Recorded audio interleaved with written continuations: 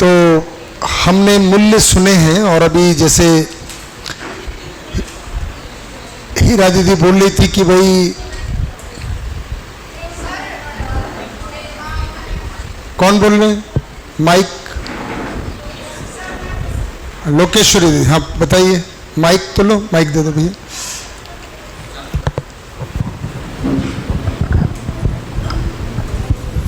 Sir क्या बोलते हैं, प्रेम को तो 2 भागों में डिवाइड कर सकते हैं ना?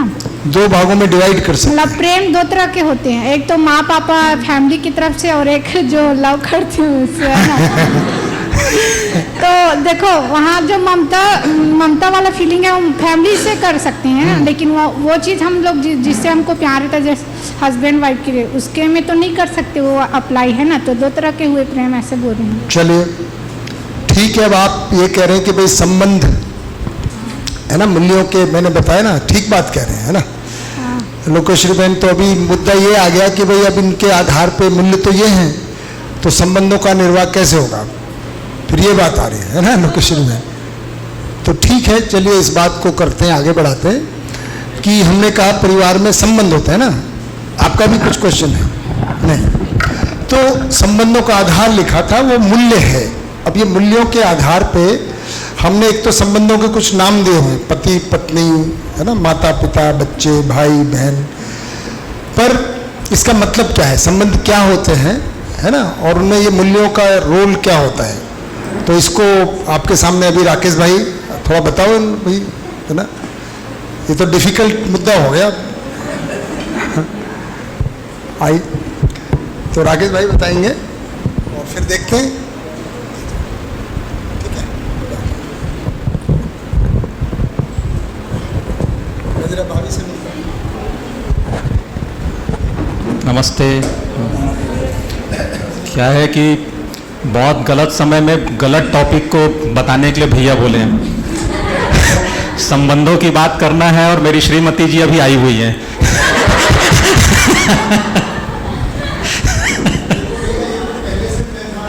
पर इनका आना तय नहीं था ना। हाँ, क्या है कि बाबा जी एक बात बोलते थे कल, यहाँ जैसे बात हो रही थी ना जीवन क्रियाओं की, कि अनुभव होता है तो प्रमाण उसका देना है, प्रामाणिकता। तो वो प्रामाणिकता अपने आप में अनुभव हुआ, उसकी तृप्ति हम में हुई, तो वो प्रमाण। तो हम लोग बाबा जी से मिलते थे तो मजाक में एक और बात बोलते थे कि बाबा जी, प्रामाणिकता अनुभव में स्वयं की तो एक बात हो गई, पर परिवार में पत्नी का प्रमाण बहुत जरूरी है कि हमको समझ में आ गया, हम समझदार हो गए हैं। तो वो चीज़ ठीक है। अब क्या है कि पहले से पता होता तो शायद संबंध की बात हम पहले कर लेते।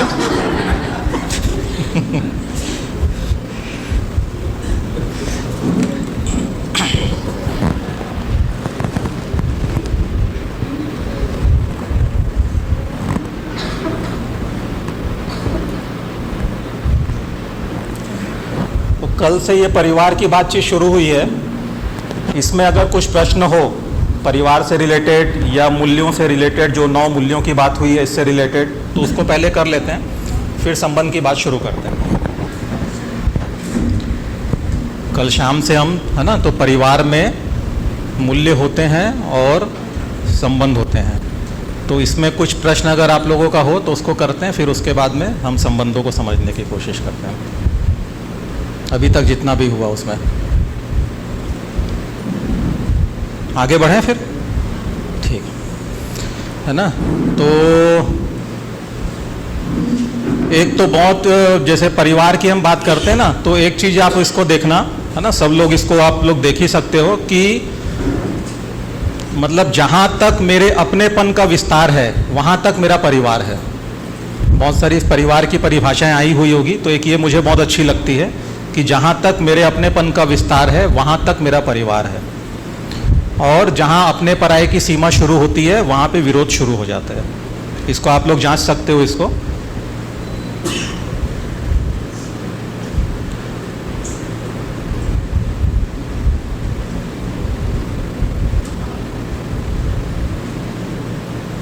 तो परिवार वो है जहाँ पार लग जाए, जहाँ पार लग जाए वो परिवार। पार लग जाए मतलब कि जो हमारा लक्ष्य है, मानव लक्ष्य, जीवन लक्ष्य, वो पूरा हो जाए, जिस जगह में वो पूरा हो जाए वो मेरा परिवार है ना। जैसे परिवार की परिभाषा में बोले थे, समाधान समृद्धि के लिए साथ साथ जीता हुआ निश्चित मानव समूह। तो जहाँ पे मेरा लक्ष्य पूरा हो जाए, जहाँ पार लग जाए, पार मतलब जैसे बोलते हैं ना नदी को पार कर जाना, पार हो जाना, तो वैसे ही ये कि जहाँ पार लग जाए वो परिवार।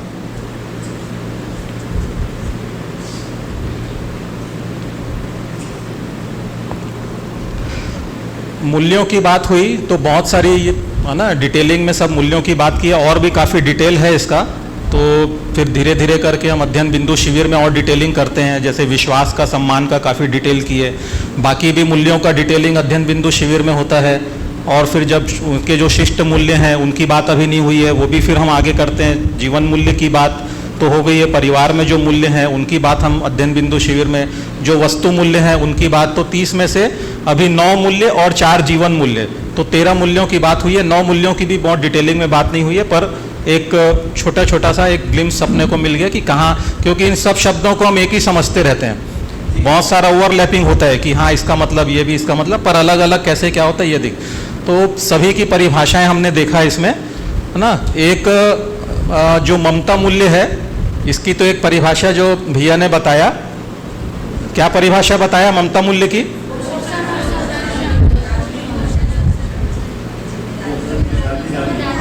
समझदारी के साथ पोषण प्रधान संरक्षण की जिम्मेदारी का भाव, है ना।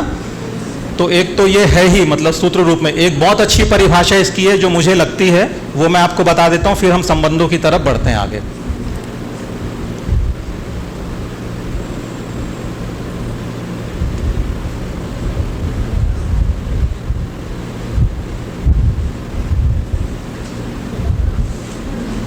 अपनत्व की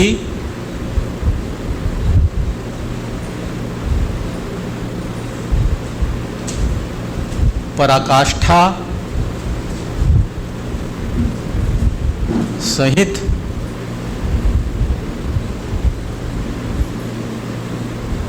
पोषण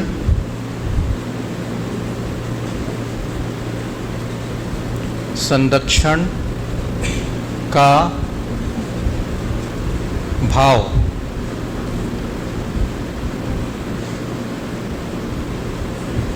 स्वयं के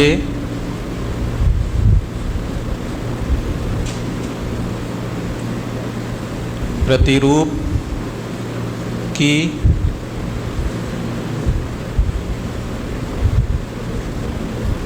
स्वीकृति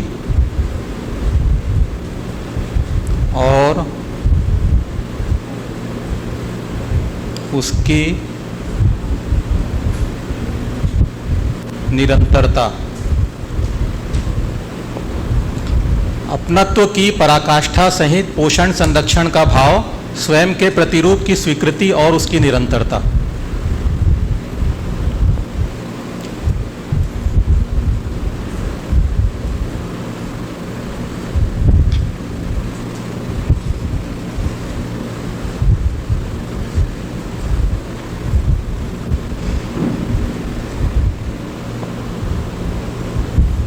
क्या स्पष्ट हो रहा है इस परिभाषा से? क्या अर्थ स्पष्ट हो रहा है इस परिभाषा से? बताइए कोई इसको। एक बार वो माइक लेके बोलिए भैया।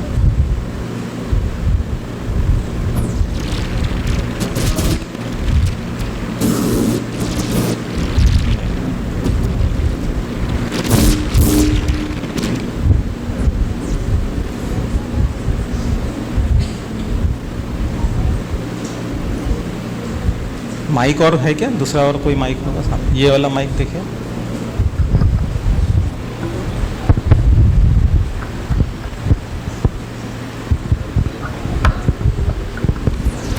जी भाई जी। अपनापन महसूस करते हुए उसकी सुरक्षा और उसके पोषण की ध्यान रखना है, और प्लस अपना ही एक रूप है वो, उस महसूस करते हुए आगे। बहुत बढ़िया, बहुत बढ़िया राजेश भाई। तो ये देखिए, अपनत्व की पराकाष्ठा, मतलब अपनेपन का एक्सट्रीम माँ का जो बच्चे के साथ में होता है ना, जो माँ के रोल में होता है, चाहे फिर वो स्त्री हो चाहे पुरुष हो, है ना, तो अपनेपन का एक्सट्रीम होता है। अपनत्व की पराकाष्ठा के साथ में वो फिर उनके पोषण का और संरक्षण का ध्यान रखते हैं अपने बच्चे का। स्वयं के प्रतिरूप की स्वीकृति की, वो मेरा ही प्रतिरूप है, मेरा ही एक भाग है, मेरा ही एक अंश है, और वो हमेशा बने रहता है। वो मतलब इतनी अच्छी मुझे ये ममता की परिभाषा लगती है। दर्शन में जो बहुत सारी चीज़ें हैं उसमें से जो बहुत अच्छी कुछ चीज़ें लगी वो मुझे एक ये चीज़ लगी, और सबसे बड़ी बात कि एक मतलब है ना, शरीर से पुरुष व्यक्ति ने माँ के बारे में ये परिभाषा बताया है, तो बहुत ही एक जैसे बोलते हैं ना कि जो भाव आता है कि कृतज्ञता का, और वो तो बाबा जी के प्रति वो भाव हमेशा निकलता है ये परिभाषा देख के। तो इतनी अच्छी एक परिभाषा ये मुझे लगती है ना। ठीक है, तो फिर मूल्यों से आगे फिर बढ़ते हैं संबंध की तरफ। लिख लिए सब, मिटा दूं इसको?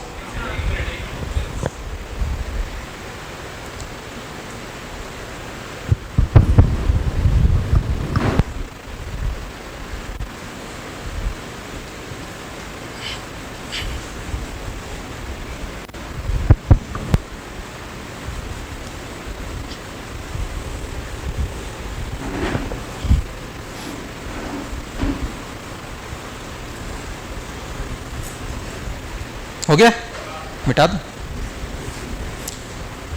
तो अब अपन संबंध की तरफ बढ़ते हैं।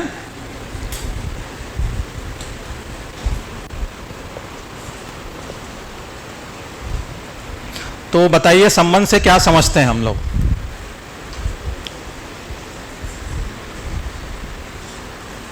कुछ बात तो नहीं हुई है संबंध के बारे में, कि हुई है कुछ बातें? नहीं हुई भैया? नहीं हुई ना? क्या समझते हैं संबंध से?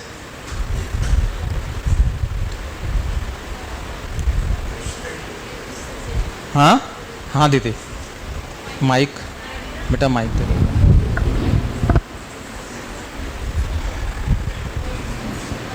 भाव रूप में समानता से बंधे हुए। भाव रूप में समानता से बंधे हुए। बढ़िया। एक दूसरे के मूल्य को समझना। एक दूसरे के मूल्यों को समझना, बढ़िया। और हाँ, पोषण उनके संरक्षण का, हाँ, ये मतलब पोषण संरक्षण का भी निर्वाह। पोषण संरक्षण का निर्वाह करना। हाँ, बढ़िया। हाँ बोलो। मूल्यों को समझते हुए मतलब जो मूल्य जिनके प्रति बन रहे हैं उसको समझते हुए मूल्यों का निर्वाह करना है। बढ़िया बढ़िया, बहुत अच्छा। और कोई बोलना चाहेगा?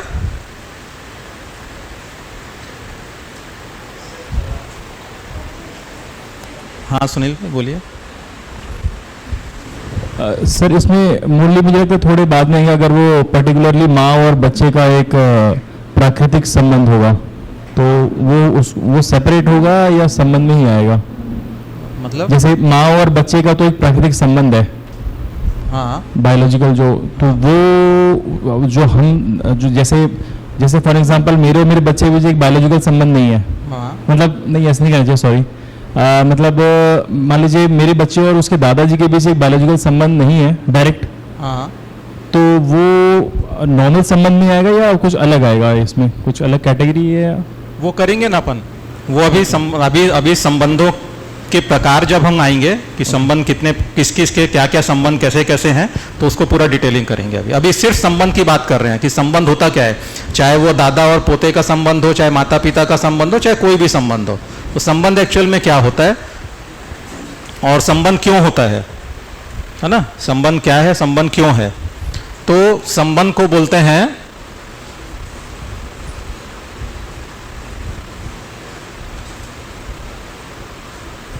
पूर्णता के लिए अनुबंध।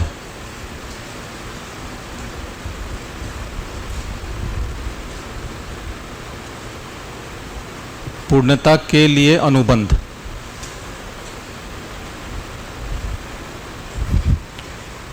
पूर्णता के लिए अनुबंध। अब ये पूर्णता क्या है, इसकी बात हुई है।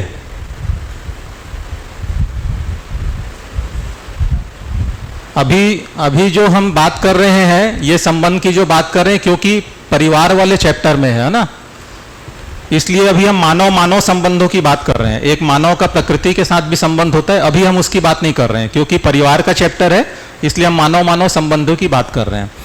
तो अब जब हम ये बोल रहे हैं संबंध का मतलब है पूर्णता के लिए अनुबंध, तो पूर्णता किस चीज में? मानव में पूर्णता। मानव में क्या पूर्णता?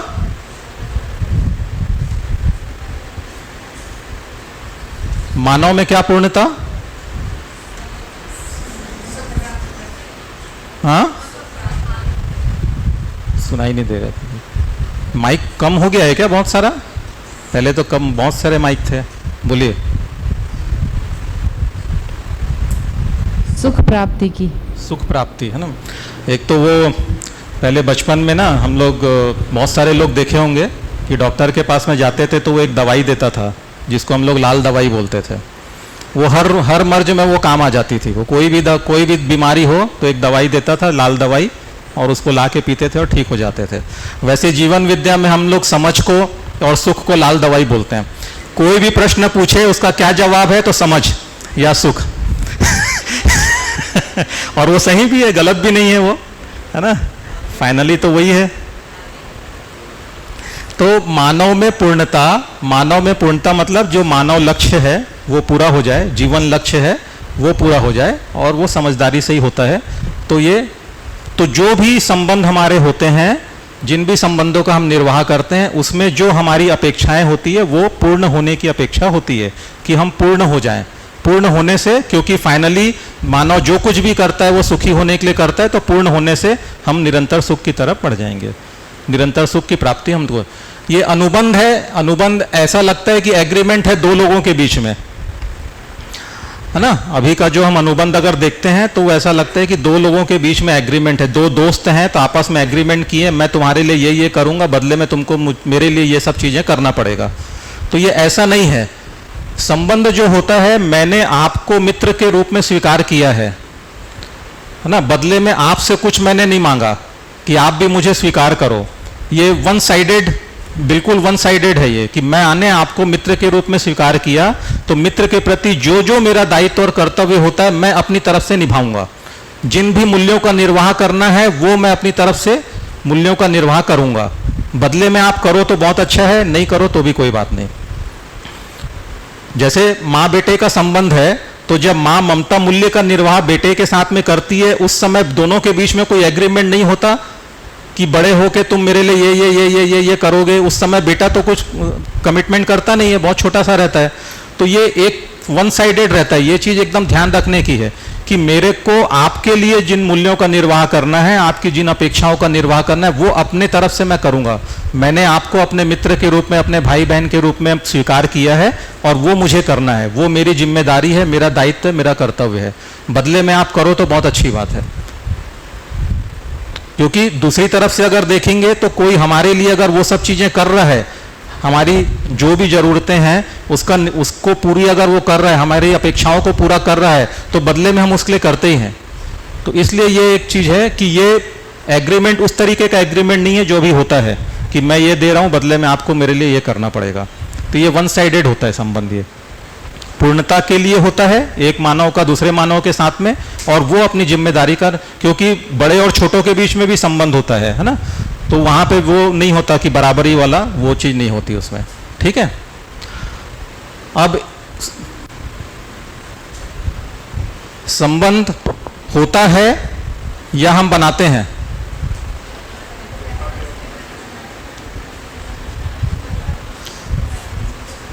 संबंध है ही या संबंध हम बनाते हैं? कैसे? माइक ले लीजिए, माइक लेके बताइए।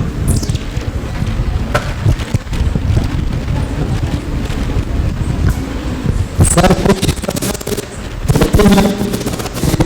माता और पुत्र का संबंध होता है,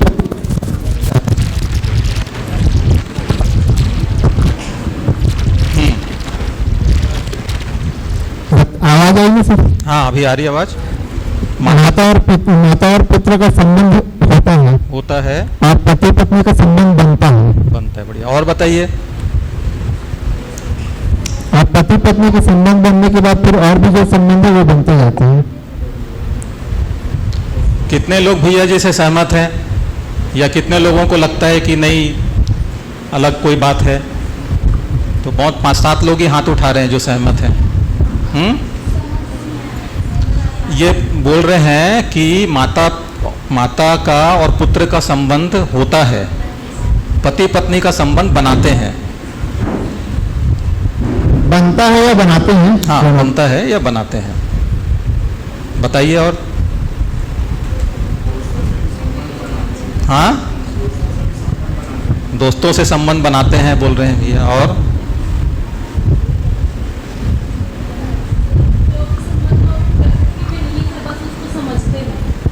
माइक लीजिए ना दीदी, माइक लीजिए। रविशंकर भाई माइक कम हो गया है क्या? अच्छा, बैटरी गई।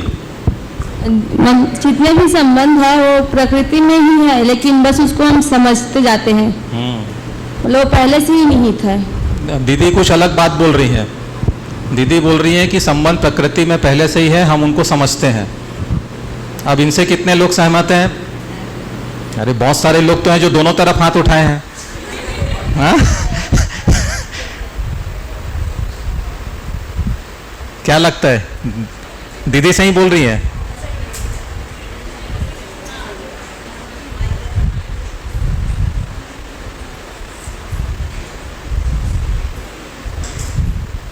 व्यवस्था में एक इकाई का दूसरे इकाई से संबंध है। हाँ, किसी मतलब अगर है तो संबंध है ही। हाँ, दीदी ने जो बोला आप उसी के फेवर में बोल रहे हो दीदी के। ठीक बात है। हाँ बोलो अनुराग भाई। सर मेरे ख्याल से हम जो इस मतलब बात कर रहे हैं जो कि संबंध पहले से जुड़े होते हैं, आई थिंक वो तो इस तरह से है कि वो हमारा क्या लगता है वो पहले से है, लेकिन मेरे अनुसार हम जिससे भी जुड़ाव महसूस करते हैं उनसे हमारा संबंध हो जाता है मेरे अनुसार।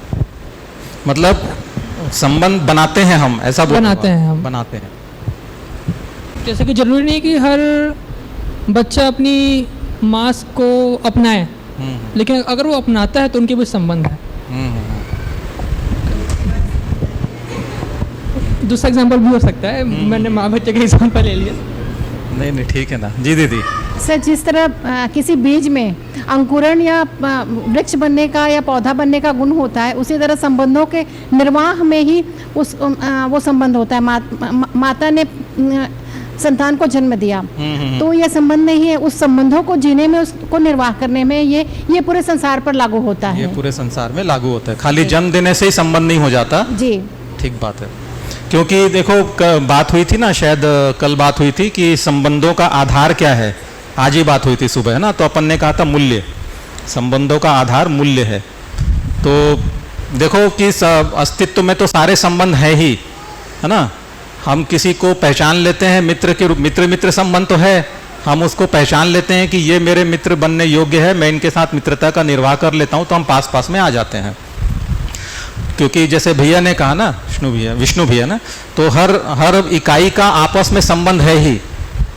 जैसे ही हम पास में आते हैं, किसी योग संयोगवश मिलते हैं, तो हमारा संबंध हो जाता है आपस में। मतलब हम मूल्यों का निर्वाह करना शुरू कर देते हैं, एक दूसरे की अपेक्षाओं को पहचान के उनको पूरा करना हम शुरू कर देते हैं। कोई भी जैसे है ना, अभी मान लो आपका विवाह नहीं हुआ, ठीक है, तो आपका अभी पति पत्नी का संबंध नहीं है, पर अस्तित्व में पति पत्नी का संबंध है कि नहीं है? अस्तित्व में पति पत्नी का संबंध है कि नहीं है ना। कोई व्यक्ति पिता नहीं बना, है ना, कोई बहन अभी माँ नहीं बनी, तो माँ बेटे का संबंध उसका नहीं है अभी, पर अस्तित्व में माँ बेटे का संबंध है कि नहीं है? अस्तित्व में माँ बेटे का संबंध है। तो संबंध अस्तित्व में है ही, उसको हमको पहचानना है खाली। जब हम उसको पहचान लेते हैं तो उन संबंधों का फिर हम निर्वाह करना शुरू कर देते हैं। क्योंकि अभी जो हम बात कर रहे हैं वो एक छोटे सी, जैसे एक एग्जांपल इसको ले लेते हैं, है ना, कि इस हॉल में 1 महीने का बच्चा है, 1 महीने का बच्चा इस हॉल में है? नहीं है। इस कैंपस में 1 महीने का बच्चा है? 1 महीने का बच्चा, चलो। 1 दिन का बच्चा है इस हॉल में, कैंपस में? नहीं। हो सकता है कि इस गांव में भी ना हो, पर कहीं है कि नहीं है? 1 दिन का बच्चा कहीं है कि नहीं है? है ना? वैसे ही 1 महीने का भी होगा, हमारे घर में नहीं है, हमारे घर में नहीं है, हमारे मोहल्ले में नहीं है, हमारे परिवार में नहीं है, पर अस्तित्व में है कि नहीं है? तो इसी तरीके से एक सूत्र है इसमें, जो था नहीं वो होता नहीं, जो था नहीं वो होता नहीं। अस्तित्व में चीज है इसलिए उसके होने की संभावना है, इसलिए हमको उसके मिलने की संभावना है, इसलिए उस वस्तु को समझने की संभावना है। अगर वो चीज अस्तित्व में नहीं होगी तो ना वो हमको मिलेगी, ना हम उसको पा सकते हैं, ना हो उसको हम समझ सकते हैं। जो था नहीं वो होता नहीं अस्तित्व में। हमारे यहाँ नहीं है, हमको नहीं मालूम, बस उतनी बात है, पर अस्तित्व में वो है। इसलिए संबंध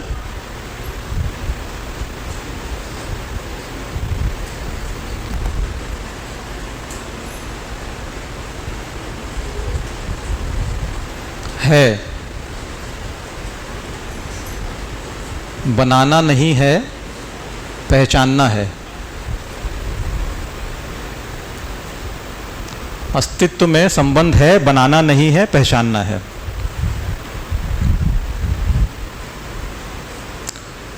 अब संबंध किनके बीच में होता है?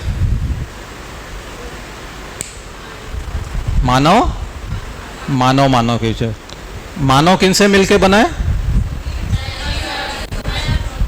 मैं और शरीर और जीवन। संबंध किनके बीच होता है? शरीर शरीर के बीच में, जीवन जीवन के बीच में, या जीवन शरीर के बीच में? हाँ, शरीर और जीवन के बीच में।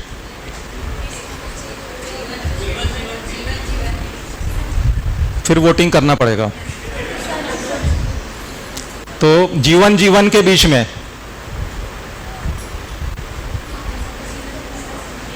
देखो दोनों तरफ हाथ मत उठाना, मैं देख रहा हूं कौन कौन उठाएगा ना। शरीर शरीर के बीच में,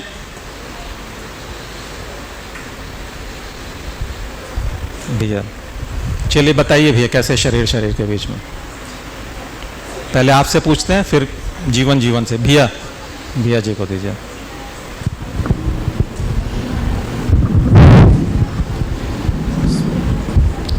क्या होता है कि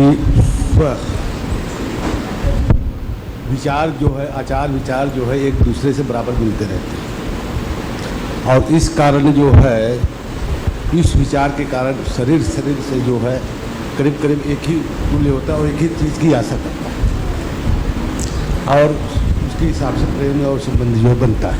आप अभी पूरे बैठे हो शिविर में शुरू से? पहले दिन से शिविर में हो आप? नहीं। हाँ, तो इसलिए गड़बड़ होता है। हमने पहले पढ़ा है यहाँ पे कि विचार जो है वो शरीर में नहीं होता, वो विचार कहाँ पे होता है? विचार जीवन में होता है ना? वो क्योंकि आप शुरू से नहीं हो ना, इसलिए वो थोड़ा सा डिस्कनेक्ट हो रहा है। जीवन जीवन के बीच में होता है। और कोई है जो शरीर शरीर के बीच में होता है? ठीक है, अनुरंग भी आप बताइए। जीवन जीवन के बीच में संबंध होता है, कैसे होता है?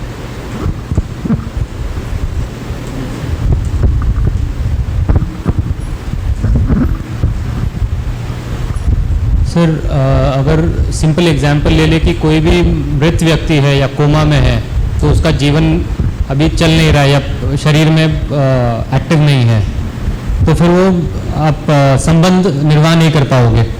तो वो एक एग्जांपल हो गया। नहीं, संबंध निर्वाह नहीं कर पाएंगे, पर हम बोल रहे हैं कि शरीर संबंध जो है जीवन का जीवन से होता है। हाँ जी। हम तो अब वो कोमा में है तो संबंधी वो हमारा है कि नहीं है? सर संबंधी अभी जैसे कोमा तो छोड़ देते हैं, हम निर्वाह नहीं कर पाएंगे, वो एक बात है। वो अगर मृत हो गया तो हाँ। शरीर तो है लेकिन जीवन नहीं है। हाँ। अब दो जीवन नहीं है तो फिर वो संबंध ही नहीं है। हाँ,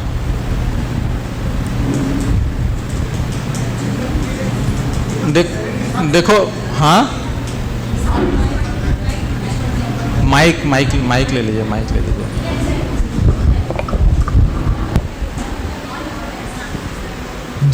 जीवन और शरीर के साथ संबंध है, बीच में नहीं है। साथ जीवन और शरीर के साथ में है, बीच में नहीं है। हाँ, ऐसा कैसे? कैसे मतलब? बीच का क्या मतलब है? बीच का मतलब कि डिफरेंस हो गया ना, बीच मतलब साथ में, तो साथ में ही है। नहीं क्लियर, किसी को हो पा रहा है स्पष्ट? भैया जो बोल रहे हैं वो बताइए राजेश।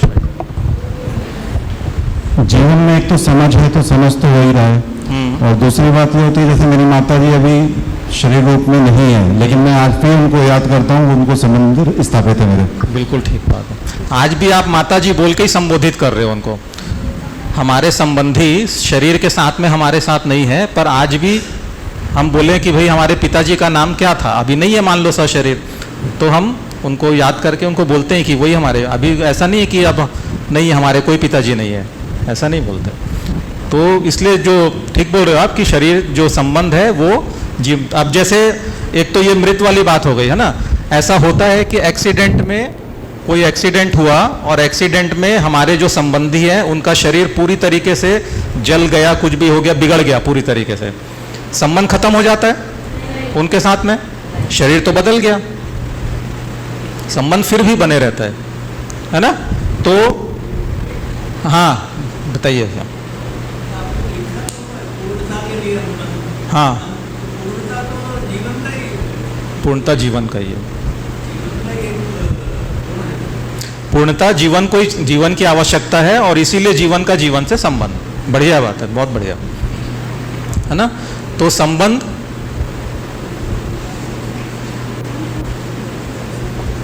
जीवन का जीवन से, जीवन से। अब एक बहुत बड़ी समस्या होती है संबंधों में शिकायत की। बहुत बड़ी समस्या ये होती है कि हम अपने संबंधी से जो अपेक्षाएं करते हैं वो अपेक्षा पूरी नहीं होती, जो संबंध में शिकायत का सबसे बड़ा कारण बनता है।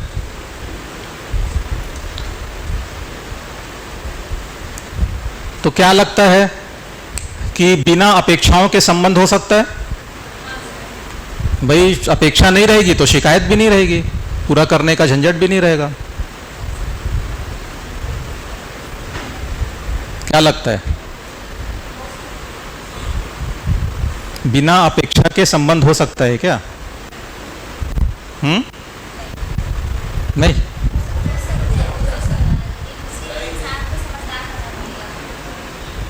समझदार होना पड़ेगा, तो फिर हम अपने संबंधी से कोई अपेक्षा नहीं रखेंगे।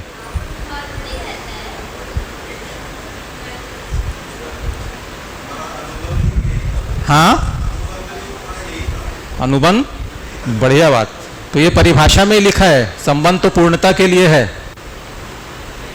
तो इसकी अपेक्षा तो संबंधी से है ही हमारी। भैया जो लास्ट वो था, आपने कहा जीवन का जीवन से संबंध है, मैं यहाँ भैया। हाँ हो, हाँ। तो जीवन का शरीर के साथ संबंध नहीं है? हाँ, जीवन का शरीर के साथ जब हम संबंध की बात करते हैं तो वो स्वयं के शरीर के संबंध के साथ में बात करते हैं। हाँ जी, जैसे है ना। हाँ। तो समझने के अर्थ में शरीर मेरा साधन है, मैं साधक हूँ, समझने के लिए मैं शरीर का उपयोग करता हूँ, उस अर्थ में। क्योंकि मैंने अभी कहा था कि हम अभी परिवार में संबंध की बात कर रहे हैं, और जो शरीर है, जैसे कल आया होगा शायद, कि शरीर एक प्राणावस्था की इकाई है और प्रकृति का एक भाग है। वो है ना, जड़ और चैतन्य की बात अगर कल किए होंगे शायद, पता नहीं मुझे, क्योंकि मैं नहीं था, किए ना। तो शरीर जड़ है और जीवन चैतन्य है, तो अभी हम उसकी बातचीत कर रहे हैं। तो वैसे ठीक है आप जो बोल रहे हो कि जीवन का शरीर के साथ में संबंध, तो वो प्रकृति के संबंध में वो फिर वो सब आ जाता है। फिर तो हमारा पदार्थ अवस्था के साथ, प्राणावस्था, जीव अवस्था, हर किसी के साथ संबंध है वो, है ना। ठीक है भैया, ठीक, आप ठीक बोल रहे हो। हाँ हाँ, फिर वो ठीक उस अर्थ में।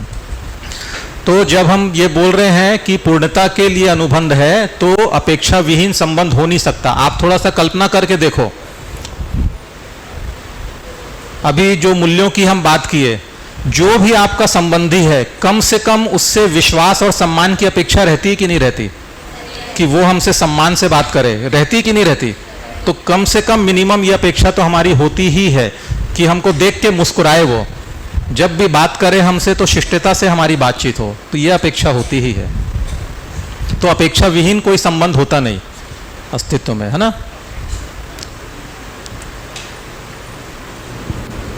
लेकिन हम लोग यहाँ पर तो केवल अपनी सुखी होने की बात कर रहे हैं, उसमें सामने वाला हंसे मत हंसे उससे क्या फर्क पड़ता है?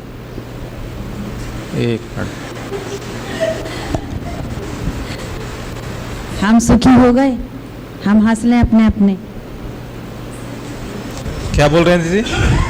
मैंने कहा यहाँ अपन जो दर्शन में बात कर रहे हैं कि हम सुखी हो गए, हमें समझ आ गई हम सुखी हो गए, तो सामने वाला हंसे मत हंसे इससे क्या फर्क पड़ता है हमको? नहीं, ठीक बात है, वो हंसे और अपेक्षा नहीं उपेक्षा नहीं तो ऑटोमेटिक आदमी सुखी हो जाएगा। हाँ, तो सुखी कैसे भाई? अभी हम क्या बात कर रहे हैं? संबंध की बात कर रहे हैं। अभी हमने देखा कि चाय की प्याली में पूरा ब्रह्मांड है, अकेला है क्या कोई व्यक्ति? कोई भी इकाई, व्यक्ति तो छोड़ो, कोई भी इकाई, है ना। जैसे अभी बात हुई कि अस्तित्व की, भैया ने कहा कि अस्तित्व की हर इकाई का दूसरी इकाई के साथ संबंध है, तो संबंध से हम बच नहीं सकते, संबंध से हम बच नहीं सकते। अब जैसे एक एग्जाम्पल लेते हैं ना, आप कहीं पर खड़े हो, किसी का वेट कर रहे हो, कोई बस का, कोई गाड़ी का या किसी व्यक्ति का आप वेट कर रहे हो, खड़े हो, कोई व्यक्ति बाजू में आपके खड़े हो जाता है, कैसा लगता है अब आपको? कुछ तो लगता है, कौन है क्या है, अपने मन में प्रश्न चालू हो जाता है ना, कौन है क्या है, क्यों आके दूर थोड़ा रहेगा पर एकदम थोड़ा सा पास में आके खड़े हो जाता है तो कुछ लगता है। अब वो व्यक्ति आपसे पूछा कि बहन जी आप कहाँ जा रहे हैं, आप क्या करोगे? या तो आप उसका जवाब दोगे या तो नेग्लेक्ट करोगे, जवाब नहीं देना है। कुछ तो आपके अंदर घटेगा, नहीं आप जवाब दिए, चुप हो, फिर दोबारा पूछा कि बहन जी टाइम क्या हो गया है, फिर हो सकता है आप नेग्लेक्ट करो, लेकिन अब और आपके अंदर में घटना चालू हो गया। तीसरी बार फिर पूछेगा कि बहन जी इस जगह जाना है, बस कहाँ से मिलेगी, आपको रिस्पॉन्ड करना ही पड़ेगा, नहीं तो वहां से हटना पड़ेगा, आप बच नहीं सकते इस चीज से। तो कोई भी व्यक्ति बच नहीं सकता संबंध से, क्योंकि वो अस्तित्व में अगर है तो संबंध है ही वो। और अच्छा, अब आप सुखी हो गए, क्या करोगे सुखी हो के? अब हिमालय में चले जाओगे तो क्या करोगे? हाँ, संबंध तो निभाना ही पड़ेगा। तो क्या करोगे संबंध निर्वाह करने के लिए? जो मेरे संबंधी हैं उनके समाधान समृद्धि के का प्रयास करेंगे कि वो भी मेरे तरीके से सुखी हो जाएं, वो भी सुखी हो जाएं, उनका निर्वाह करेंगे हम उनके साथ में, है ना। तो जैसे पहले था स्वांतः सुखाय, अकेले में जाके कहीं समाधि में बैठ गए सब चीजों से दूर और सुखी, वो सुखी नहीं होते, वो परेशान होके भागते हैं। असली सुख परिवार में और संबंधियों के बीच में। तो संबंध में अपेक्षा होती ही है। अपेक्षाओं को पहचाना जा सकता है।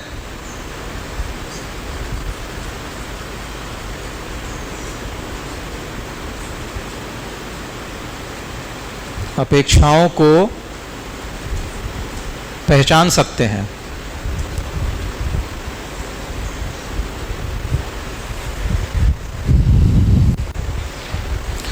बहुत बड़ी फसावट अभी इसी जगह होती है कि हम अपने संबंधी की अपेक्षा को पहचान नहीं पाते कि उनकी हमारे से क्या अपेक्षा है, हम इसको पहचान नहीं पाते। तो ये बहुत बड़ी, अभी हम इसको देखेंगे कि क्या क्या कौन कौन से संबंध में क्या क्या अपेक्षा होती है। और यहीं पर ही गड़बड़ होती है कि हम अपने संबंधी से उसकी योग्यता से ज़्यादा अपेक्षा कर लेते हैं। जितने अपेक्षा को पूरा करने के वो योग्य हैं, उससे ज़्यादा अपेक्षा हम उनसे कर लेते हैं और वो अपेक्षा पूरी कर नहीं पाते क्योंकि योग्यता पूरी नहीं होती है, इसलिए संबंधों में शिकायत होती है। एक ये बड़ी बड़ी दिक्कत यहाँ पे होती है। अपेक्षाओं को पहचान सकते हैं और निर्वाह कर सकते हैं।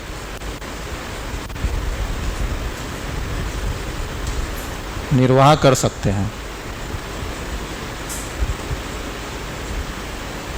अपेक्षाओं को पहचान सकते हैं और उनका निर्वाह कर सकते हैं।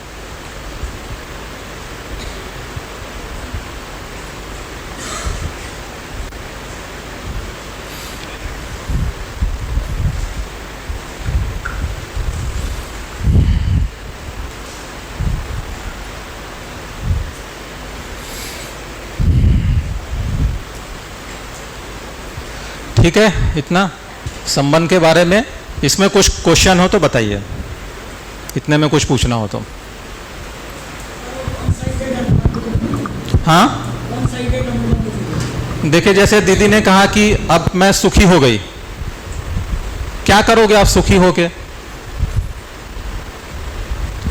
हमको जहां भी लगेगा कि इनको हमारे सहयोग की आवश्यकता है, हम उनका सहयोग करेंगे। जब जब अवसर मिलेगा तब तब हम उनका सहयोग करेंगे। अभी भी देखो, जो जिसको अभी के समय में जिसको हम समाज सेवा बोलते हैं, कोई बोलता थोड़ी है कि आके मेरे को कंबल उड़ा दो। हम अपनी तरफ से जाते हैं ना, देखते हैं रात में घूमते हैं ठंड के समय में, जो बिना कंबल के रहते हैं जाके उड़ाते हैं। जो भूखे हैं हॉस्पिटल जाते हैं, वहाँ पे उनको खाना वाना देते हैं, दवाइयाँ देते हैं, इलाज करवाते हैं। बहुत सारी चीज़ें हम अभी वन साइडेड करते ही हैं। वो वन साइडेड हमको समझदारी के लिए करना है, दूसरों की जागृति के लिए करना है। और सुखी हो जाएंगे तो करेंगे क्या? यही करेंगे हम काम। सुखी हो जाएंगे तो सुख को बांटेंगे, मतलब बटेगा ही, वो बांटेंगे नहीं, बटेगा ही। जो हमारे पास में है वो बटता है। दुखी आदमी दुख बांटेगा, सुखी आदमी सुख बांटेगा। अपेक्षाओं से तात्पर्य आवश्यकताओं का है क्या? हाँ, अपेक्षाओं से तात्पर्य आवश्यकताओं का है, उसको अभी अपन देखते हैं उसको अभी। तो जैसे कि जो खुद में मानव जो है, हाँ, मानव जीवन और शरीर से बना है, इस बात की आवश्यकताओं को समझ लेता है अपने लिए, तो संबंधों को भी वो समझ सकता है, उसकी आवश्यकताओं को। तो फिर अपनी अपेक्षाएं वो समझ रहा है, उसी तरह से दूसरों की, मतलब संबंधों की अपेक्षाओं को भी वो समझेगा वो, और पूरी भी कर सकता है। जो एक्सरसाइज किए थे ना, ए और बी वाला, जी, है ना, कि मैं मानव हूं तो दूसरा भी मानव है, मैं जीवन शरीर का संयुक्त रूप है, दूसरा भी वैसे ही है ना, मुझसे गलती हो सकती तो दूसरे से भी हो सकती है। तो जब अपने आप को जीवन के रूप में हम देखते हैं और सामने वाले को भी जब जीवन के रूप में देखते हैं, तो वहां से वो लगता है कि हम दोनों ऐसे हैं बराबर। तो वहां से ये लगता है ना। ठीक, इसको मिटा दूं? ये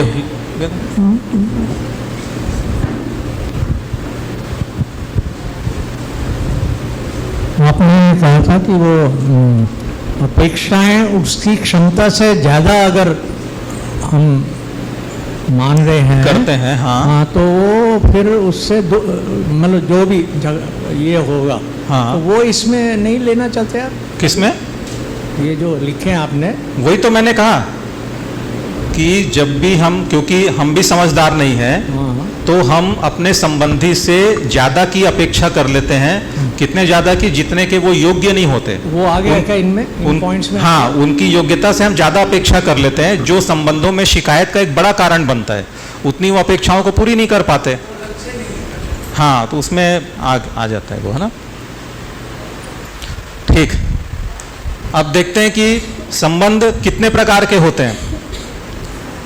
मानव से मानव का, मानव के साथ में कितने प्रकार का संबंध होता है। हम सब लोग परिवार में रहते ही हैं, है ना, संबंधों में जीते ही हैं। कितने प्रकार के संबंध होते हैं? जैसे ऐसा लेते हैं कि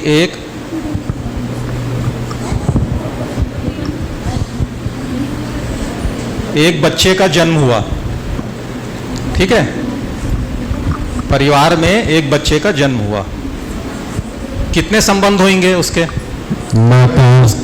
हाँ, बहुत सारे। तो हम वैसे ही करेंगे कि हर चीज को, क्योंकि समझना पूरे अस्तित्व का है, और इतने सारे समझ तो हम सबको कैटेगराइज कर देते हैं।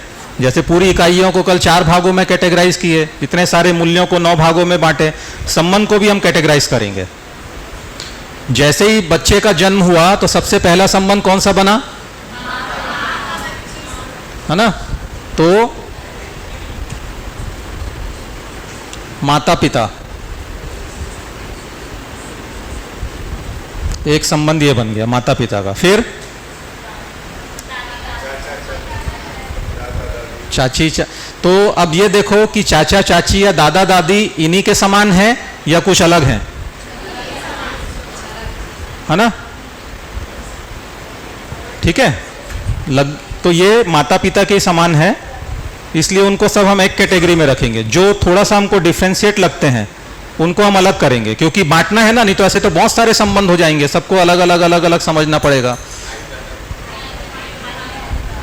एक संबंध हुआ भाई बहन, है ना, जैसे ही जन्म हुआ तो एक संबंध ये बन गया उसका भाई बहन, माता पिता हो गया भाई बहन, फिर और थोड़ा सा बड़ा होता है वो, तो फिर क्या संबंध बनता है उसका?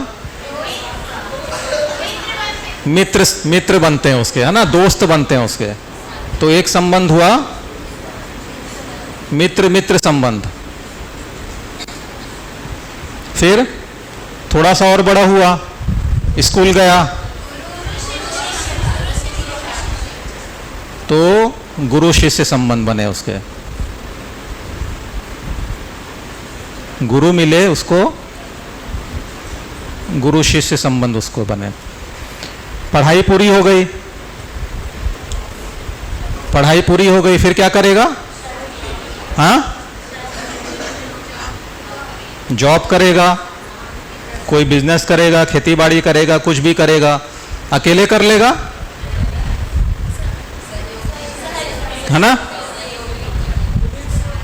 सहयोगी।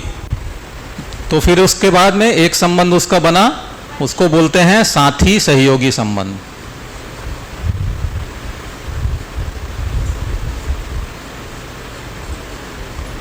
साथी सहयोगी संबंध। फिर शादी कर दें अब? हाँ, चलो शादी कर देते हैं। पति पत्नी संबंध बन गया। फिर हैं, वो तो ये हो गया, है ना, करते हैं अभी उसको। अब वो बिजनेस भी कर लिया, सब कर लिया, है ना, परिवार भी बना लिया। जो कल बात हो रही थी कि अब वो प्रौढ़ और वृद्ध अवस्था में आ गया, है ना। शुरू में पढ़ाई लिखाई सब कर लिया, फिर उत्पादन कर लिया, अब प्रौढ़ या वृद्धावस्था में आ गया, 50 साल से 60 साल की उम्र में आ गया। अब क्या करेगा वो? फिर तो उनके फिर ये साइकिल पूरा होएगा, वही साइकिल चलते रहेगा। फिर उसके बाद में क्या करता है वो, जो कल बात हुई ना कि शिक्षा में भागीदारी करेगा। अब वो अनुभव हो गया पूरा उसको जिंदगी भर का, तो वो फिर अच्छी तरीके से शिक्षा में भागीदारी कर सकता है, समाज की सेवा कर सकता है, समाज में जाके कुछ काम कर सकता है। ठीक है, तो उसको फिर हम बोलते हैं वैसी जगह में जो संबंध, जो और भी लोग होते हैं, अकेले तो होता नहीं। विद्यालय में जाएगा पढ़ाने के लिए, अकेले तो पढ़ाएगा नहीं, उसके जैसे और बहुत सारे लोग होंगे। और भी कोई, है ना, व्यवस्था में जाएगा किसी भी चीज को करने के लिए, वहां बहुत सारे लोग मिलेंगे। वहां पे जो लोग रहते हैं उसके साथ में जो भागीदारी निभाते हैं, उनके साथ उसका जो संबंध बनता है उसको बोलते हैं व्यवस्थागत संबंध।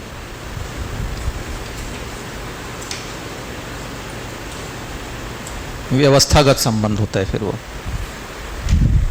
इसको बोलेंगे व्यवस्थागत संबंध। अब जैसे, है ना, जो लोग अपना परिवार में, है ना, पहले तो जो बताए थे कल कि भाई 20-22 वर्ष की आयु तक बच्चा अपनी शिक्षा को पूरी कर लेता है ना। उसके बाद में जब वो युवावस्था से प्रौढ़ावस्था तक, यानी 50 साल की उम्र तक, वो फिर परिवार में उत्पादन का काम करता है।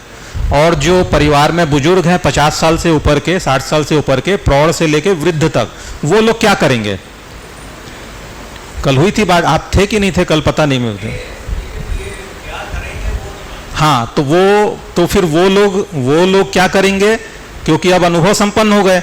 एक तो वो जो परिवार में जो बच्चे हैं उनको अपने अनुभव का लाभ देंगे, उनको शिक्षा संस्कार का काम करेंगे उनके लिए।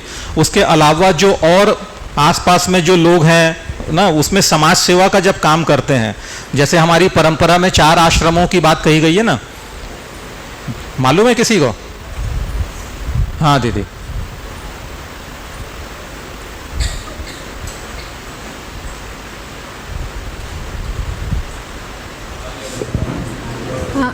भारतीय जीवन पद्धति में उम्र को 100 साल का मान लिया गया है और 4 आश्रम में बांटा गया है। पहला जो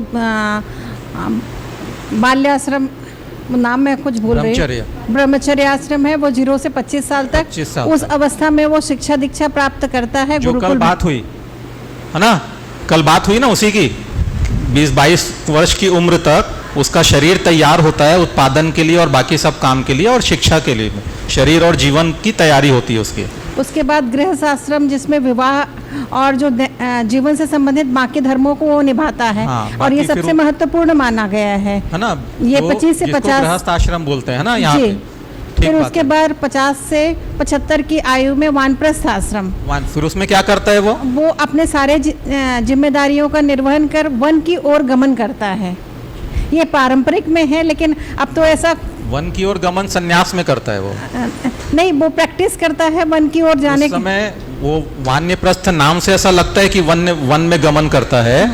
वान्यप्रस्थ में वो परिवार के साथ में रहते हुए परिवार की जिम्मेदारियों से मुक्त हो जाता है, परिवार में रहते हुए वो समाज के लिए काम करता है। हाँ, मतलब वो डिटैचमेंट की प्रैक्टिस करता है। हाँ?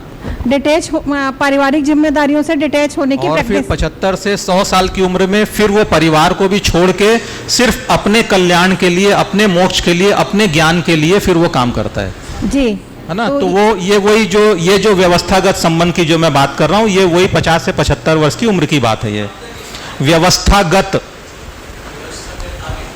व्यवस्थागत संबंध, हाँ, व्यवस्था में भागीदारी करता है। व्यवस्था क्या क्या व्यवस्था होती है दर्शन में, किस किस चीजों में भागीदारी करता है, ये सब इसकी डिटेलिंग है।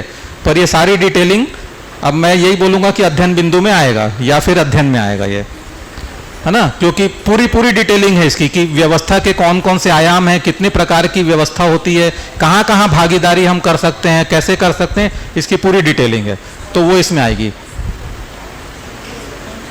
अच्छा, ठीक है, तो ये हो गया। तो ये 7 संबंध जो भी और बाकी हैं, जैसे चाचा चाची, दादा दादी, नाना नानी, सब देखेंगे तो सब इसके सिमिलर ही हैं, सारे संबंध इसके सिमिलर ही है ना। भाई बहन संबंध में भाई भाई भी हो सकते हैं, बहन बहन भी हो सकती है, तो ये सब संबंध इनके सिमिलर हैं ये। अब एक बार ये देखते हैं कि जैसे कि बात हुई थी कि अपेक्षाओं की और मूल्यों की, तो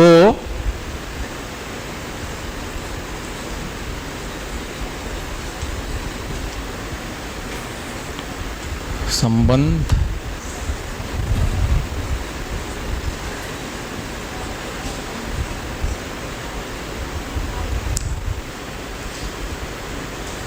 अपेक्षाएं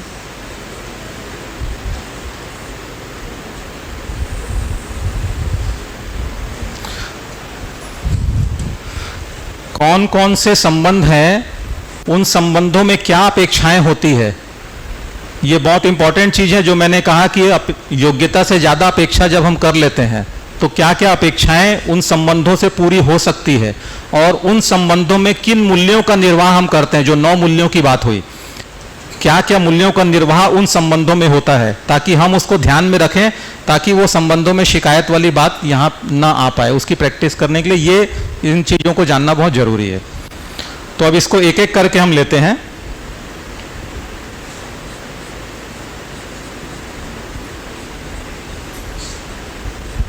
माता पिता,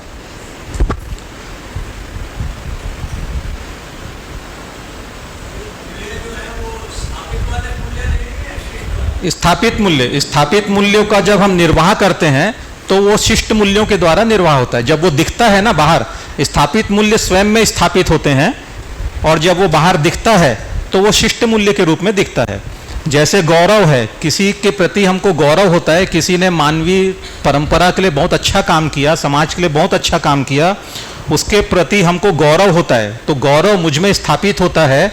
मैं बाहर कैसे प्रस्तुत होता हूँ, बहुत सरलता से उनके साथ प्रस्तुत होता हूँ, तो ये सरलता बाहर दिखती है। गौरव मुझ में जब स्थापित होता है, मैं जब उनको पहचान पाता हूँ और फिर सरलता से उनके साथ व्यवहार करता हूँ, तो फिर सरलता, तो शिष्ट मूल्य स्थापित होते हैं, उसको व्यवहार में प्रकट होते हैं, स्थापित मूल्य मुझ में स्थापित होते हैं वो।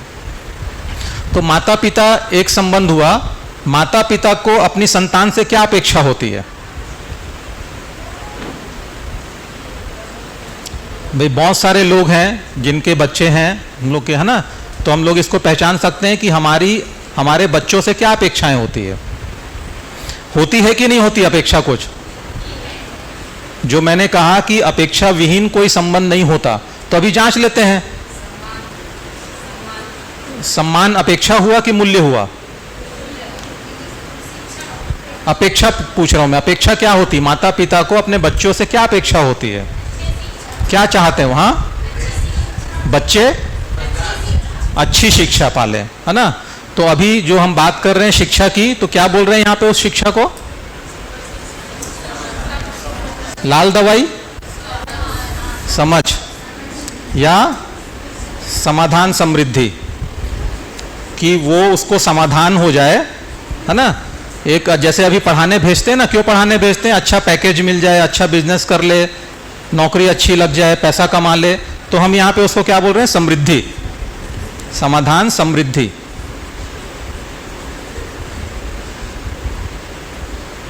यह अपेक्षा होती है। और क्या अपेक्षा होती है? हाँ, आज्ञा पालन, वो तो है, उसके बिना तो ये होगा नहीं, है ना? समाधान समृद्धि, उसके बिना होगा नहीं। अब ये बताओ कि एक छोटा सा बच्चा है ना, 2 दिन का, उससे क्या अपेक्षा होगी माता पिता को? हाँ, रात भर रोए ना, माँ को सोने दे, रोए मत, मुस्कुराहट की अपेक्षा होती है। माँ को सोने दे रात भर। जैसे ही बच्चा आता है उससे माँ को अपेक्षा हो ही जाती है, माता पिता सबको अपेक्षा हो जाती है। देखो अपेक्षा विहीन संबंध, 1 दिन के बच्चे से भी अपेक्षा हो जाती, तुरंत अपेक्षा हो जाती कि वो मुस्कुराहट हो, मुस्कुराता रहे, मुस्कुराहट की अपेक्षा उससे हो जाती है। इसलिए कहा कि अपेक्षा विहीन संबंध नहीं है। ठीक है, अब क्या मूल्यों का निर्वाह होता है? जो 9 मूल्य यहाँ पे लिखे हुए हैं, विश्वास, सम्मान, स्नेह, ममता, वात्सल्य, श्रद्धा, गौरव, ये सब 9 मूल्य हैं। इसमें क्या क्या मूल्यों का निर्वाह होना चाहिए? क्या क्या मूल्यों का निर्वाह होता है? क्योंकि हमको सम्मान, विश्वास, सम्मान, विश्वास, श्रद्धा, कृतज्ञता, गौरवता, है ना? विश्वास, सम्मान, श्रद्धा, गौरवता, कृतज्ञता, कृतज्ञता, गौरवता, कृतज्ञता को मौलिक मूल्य बोला जाता है। जैसे भैया ने बताया ना, विश्वास आधार मूल्य है। कोई भी संबंध विश्वास के बिना होता नहीं, किसी भी वस्तु से। मानव मानव संबंध को देख लो, चाहे मानव किसी भी प्रकृति के किसी भी संबंध को देख लो। जैसे आप चेयर में बैठे हो, है ना, ये तो प्रकृति का भाग है। आपको अगर भरोसा नहीं हो कि ये चेयर मेरे बैठने से टूटेगी नहीं, आप इसमें बैठोगे क्या? विश्वास आधार मूल्य है। किसी के भी साथ, कोई भी इकाई के साथ संबंध को पहचानने के लिए, स्वीकारने के लिए विश्वास होना ही होना है, इसलिए बोले आधार मूल्य है। वैसे ही कृतज्ञता, कृतज्ञता को बोले मौलिक मूल्य।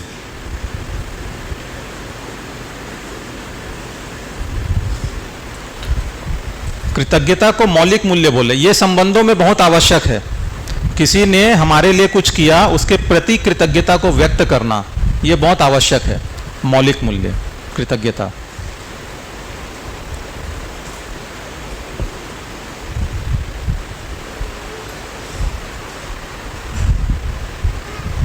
है ना? फिर आगे अगर माता पिता ने अगर समाज के लिए कुछ किया तो गौरवता, श्रद्धा, जैसे आपने बोला, तो वो सब इसके साथ में और जुड़ जाएगा।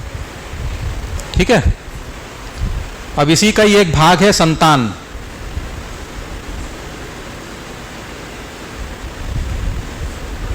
संतान को माता पिता से अपेक्षा होती है कि नहीं होती?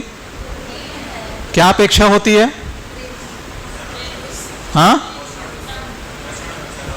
पोषण, संरक्षण।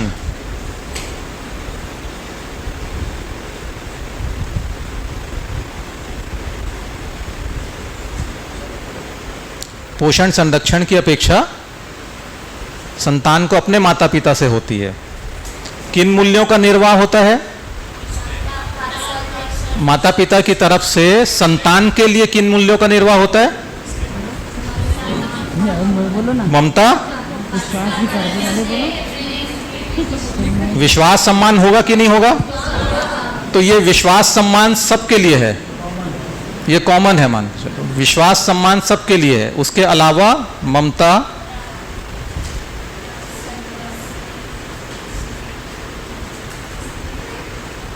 वात्सल्य ना, क्योंकि स्नेह स्नेह को बताए कि स्नेह को क्या बताए, समझदार बनाने के लिए सहयोग, और इसमें क्या था, समझदार बनाने के लिए जिम्मेदारी। तो स्नेह इसमें शामिल है ही, इसमें वात्सल्य में, है ना। तो ये इनकी तरफ से ये अपेक्षाएं हैं, और ये इन मूल्यों का निर्वाह ये होना ही होना है, ये इसके बिना संबंध नहीं टिकता। और संबंधों में शिकायत की जो बात आती है, ये मूल्य और ये अपेक्षा, इससे ज्यादा अपेक्षा करने से भी संबंध में शिकायत आती है।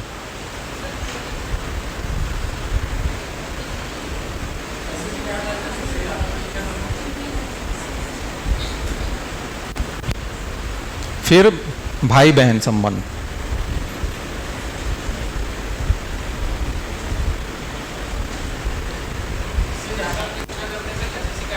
अपेक्षा पूरी नहीं हो पाएगी,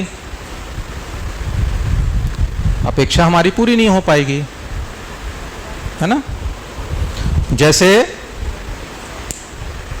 अब, है ना, अब उसको माता पिता को स्त्री पुरुष के रूप में मैं ऐसा वो नहीं बोल रहा हूं, है ना।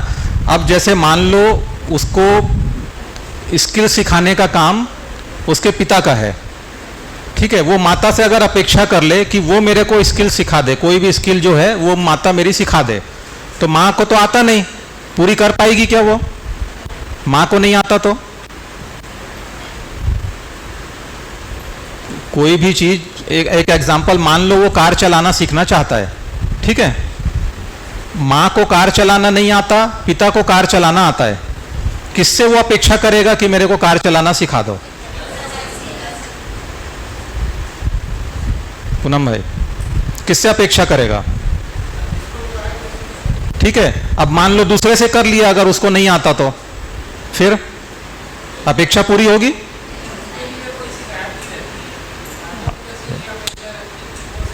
नहीं नहीं नहीं, अभी अभी अभी नहीं, अभी नहीं, एक मिनट। आप बोले ज्यादा अपेक्षा कर लेगा तो शिकायत कैसे होगी, है ना। माता को कार चलाना नहीं आता, माँ से वो अपेक्षा कर ले कि वो मेरे को कार चलाना सिखा दे, उनकी योग्यता से ज्यादा अपेक्षा हुई कि नहीं हुई? हुई कि नहीं हुई? बोल नहीं रहे हो आप कुछ, हाँ? ज्यादा अपेक्षा हुई ना, योग्यता से ज्यादा अपेक्षा। अब वो अपेक्षा पूरी नहीं कर पा रही है और हम शिकायत कर रहे हैं कि आप मेरे को नहीं सिखा रहे हो। गलत है ना। वो गलती किसकी, माँ की गलती कि मेरी गलती? मैंने उनकी योग्यता से ज्यादा अपेक्षा किया, ठीक है ना। भाई बहन क्या अपेक्षा रहती है? हमारा भाई या हमारी बहन हमारे साथ में क्या करे? सहयोग करे, सहयोग की अपेक्षा होती है।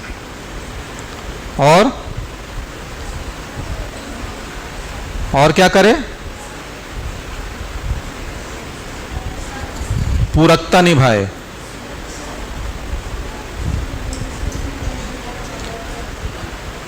पूरक होए हम, मतलब सहयोग मतलब पूरकता का मतलब होता है हम दोनों एक दूसरे के लिए करें। सहयोग में ये होता है कि मैंने उनके लिए कुछ किया है, साथ में परस्पर पूरकता और सहयोग। हाँ हाँ, अगर वैसे देख सकते हैं साथ साथ में सुरक्षा को। अगर बहुत छोटे भाई बहन रहते हैं और वो एक बड़े हैं तो वो साथ साथ में सुरक्षा कर सकते हैं, तो वो भी देख सकते हैं। और बहुत सारे चीज़ें इसमें अपन जोड़ सकते हैं, पर मुख्य काम ये रहता है कि सहयोग करना, उनके साथ में पूरकता निभाना। ठीक है।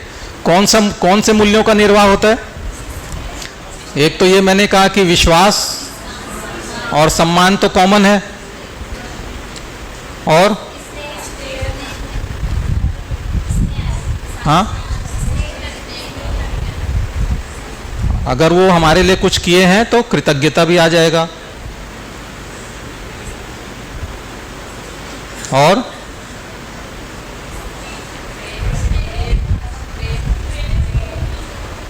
प्रेम को जैसे भैया ने बताया ना कि पूर्ण मूल्य है वो, है ना, वो पूर्ण मूल्य है।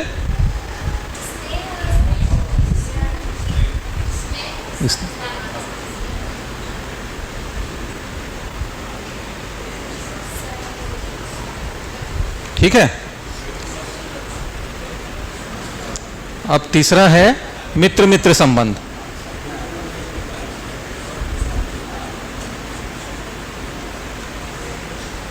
मित्र मित्र संबंध क्या होता है इसमें, है ना? तो मित्र हमारा वो भाई है जो पड़ोस में पैदा हो गया, ठीक है? हमारा दोस्त हमारा वो भाई है जो दूसरे परिवार में दूसरे घर में पैदा हो गया। तो मित्र मित्र संबंध, भाई बहन संबंध में जो अपेक्षाएं हैं वो यही है, सहयोग, पूरकता। एक इसमें और आ जाता है जांचना, मूल्यांकन करना।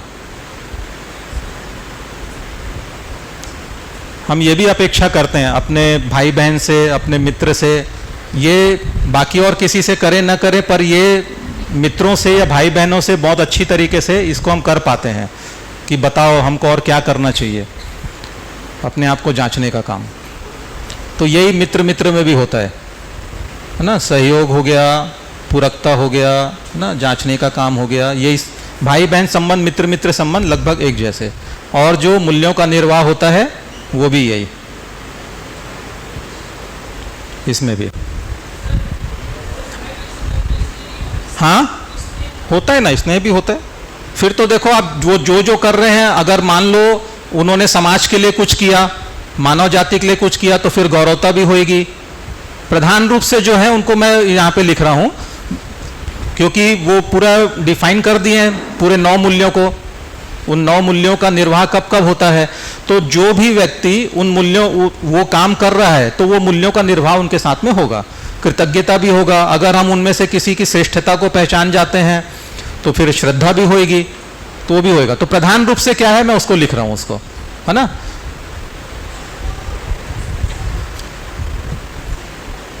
गुरु शिष्य संबंध। तो पहले अपन लेते हैं गुरु। गुरु की शिष्य से क्या अपेक्षा होती है? गुरु की शिष्य से क्या अपेक्षा होती है? आज्ञा पालन करे और, है ना? अपेक्षा, अभी ये अपेक्षा है कि वो समझदार हो जाए। एक तो यह अपेक्षा होती है कि वो समझदार हो जाए और समझदार को प्रमाणित भी कर दे, प्रमाण की भी अपेक्षा रहती है। समझदार हो जाए और समझदारी को प्रमाणित भी कर दे वो, ये अपेक्षा गुरु की शिष्य से होती है। तो आप लोग तो सब हो, पढ़ाते हो, है ये अपेक्षा आप लोगों की, जो बच्चों को आप लोग पढ़ाते हो? तो अभी कैसे होता है कि जो हम पढ़ा रहे हैं, है ना, जो भी सिलेबस है सीजी बोर्ड का या जो भी बोर्ड का सिलेबस है उसको पूरा पढ़ ले, खाली उतनी ही अपेक्षा होती है कि पढ़ के पास भी हो जाए। हाँ, पढ़ के पास भी हो जाए तो वही प्रमाण है वो।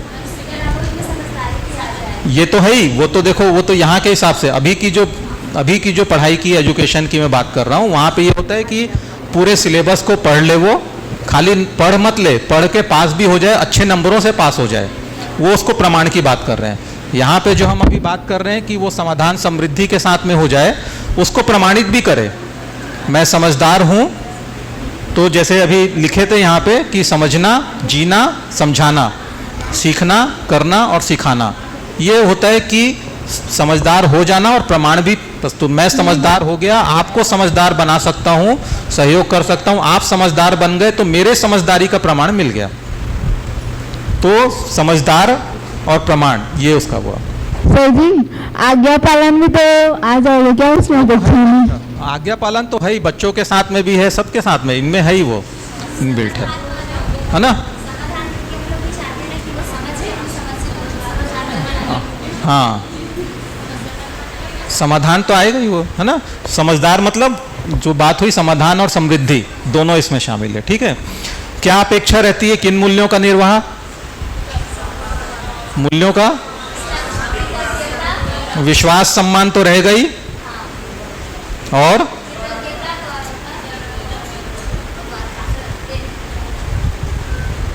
कृतज्ञता,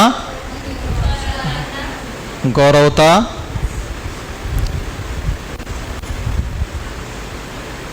तो गुरु को वो श्रेष्ठ मानता है कि नहीं मानता? तभी जाएगा ना, है ना।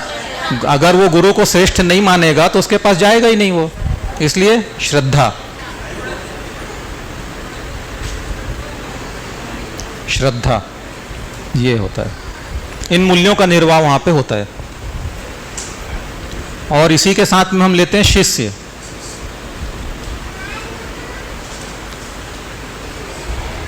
शिष्य को क्या अपेक्षा होती है गुरु से? ज्ञान, ज्ञान संपन्नता की उसको अपेक्षा होती है ना। फिर ज्ञान बोलो या समझदारी बोलो या समाधान समृद्धि बोलो, सब एक चीज है। वो इसकी अपेक्षा होती है कि वो हमको उस जगह लेके जाएगा। सबसे बड़ा जो एक दूसरा शब्द इसके लिए आता है वो होता है जिज्ञासा। मेरी जिज्ञासा को पूरी करेगा।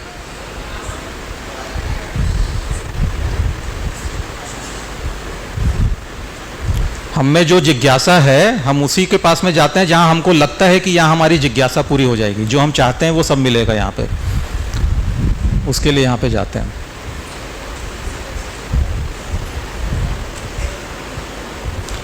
किन मूल्यों का निर्वाह होता है?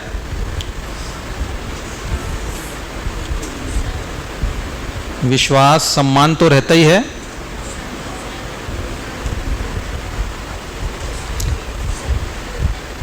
शिष्य को किन मूल्यों की आवश्यकता होती है कि गुरु उनके साथ किन मूल्यों का निर्वाह करे? तो विश्वास और सम्मान ये मुख्य रूप से होता है, बाकी तो सब इसमें शामिल है इसमें, है ना। जैसे वो उनको अगर वात्सल्य को ले लें, है ना, पर वो जिम्मेदारी में आता है, तो ये विश्वास और सम्मान मुख्य है यहाँ पे, और जिज्ञासा को पूरी करेगा वो।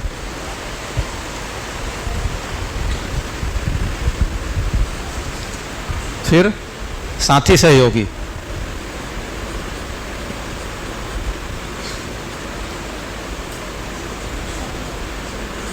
हम किसी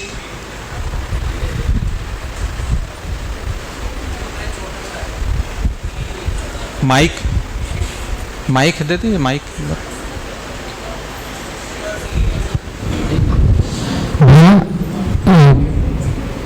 शिष्य का गुरु से, हाँ, शिष्य का गुरु से जिज्ञासा का संबंध होता है, जिज्ञासा की अपेक्षा होती है कि गुरु का शिष्य से जिज्ञासा की? नहीं, यहाँ पे हम देख रहे हैं कि शिष्य को क्या अपेक्षा होती है गुरु से, तो गुरु से जिज्ञासा की अपेक्षा होती है, उसकी जिज्ञासा को पूरी करेगा गुरु। अच्छा, उसकी जिज्ञासा को गुरु पूरी करेगा, उसको ज्ञान देगा, ज्ञान मिलेगा गुरु के पास से, जिज्ञासा पूरी होगी। तो एक मुझे लग रहा है कि गुरु शिष्य में शिष्य की एक स्नेह, गुरु का स्नेह मिले, ये एक बहुत इम्पोर्टेंट चीज़ है मेरे हिसाब से। अब वो उसको आप कौन से इसमें डालना चाहते हैं, ममता में या स्नेह में, वो देख लीजिए। पर मैंने तो कहा था कि प्रधान रूप से मैं कुछ यहाँ पे लिख रहा हूँ मूल्यों को, है ना। बाकी अगर हम देखेंगे तो फिर सारे मूल्य इसमें आ ही सकते हैं, सब ओवरलैपिंग है, सब एक दूसरे के साथ में। इसने लिख देते हैं, चलो। साथी सहयोगी संबंध। तो साथी सहयोगी को जब हमने देखा कि अब हमारी पढ़ाई लिखाई पूरी हो गई, हम काम करने के लिए बाहर निकलते हैं, या तो हम किसी के यहाँ काम करने जाते हैं या कोई हमारे साथ में काम करने के लिए आता है ना, तो उसको बोले साथी सहयोगी संबंध। क्या अपेक्षा रहती है यहाँ पे? हाँ, सहयोग। अगर कोई हमारा सहयोगी, तो सहयोगी नाम ही है तो सहयोग होगा ही होगा इसमें। और इसको बोलते हैं दायित्व और कर्तव्य।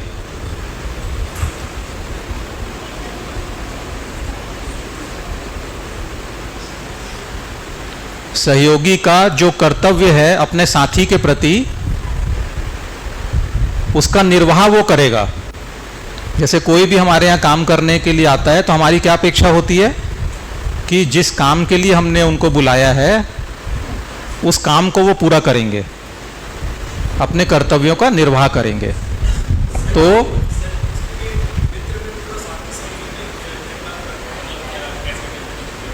देखो ना, ये अपेक्षाएं में फर्क आता है।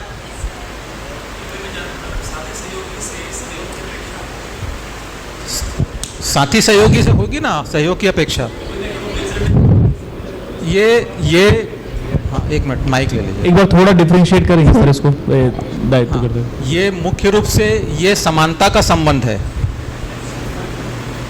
मित्र मित्र संबंध। यहाँ पे एक जो बड़ी चीज आती है वो आर्थिक अपेक्षा भी आती है, यहाँ पे सुविधा की अपेक्षा नहीं, इसमें वो चीज नहीं होती।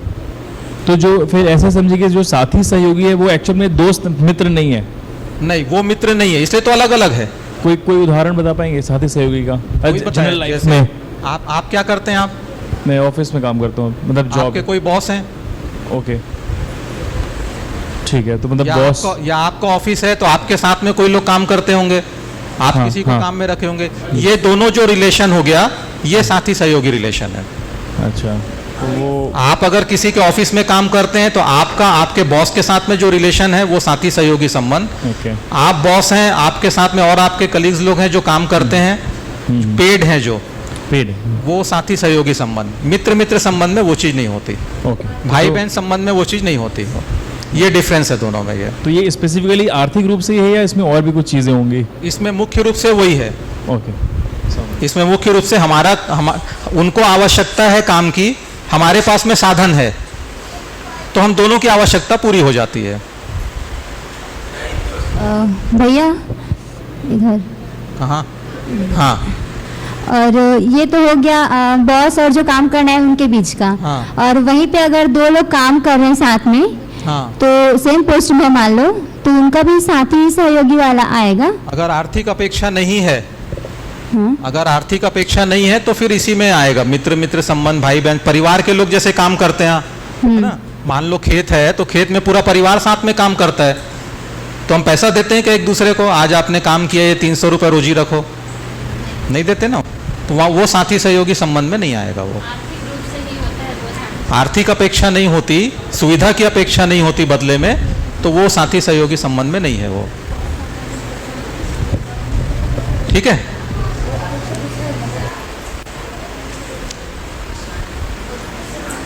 विश्वास और सम्मान दोनों में कॉमन है ये, है ना।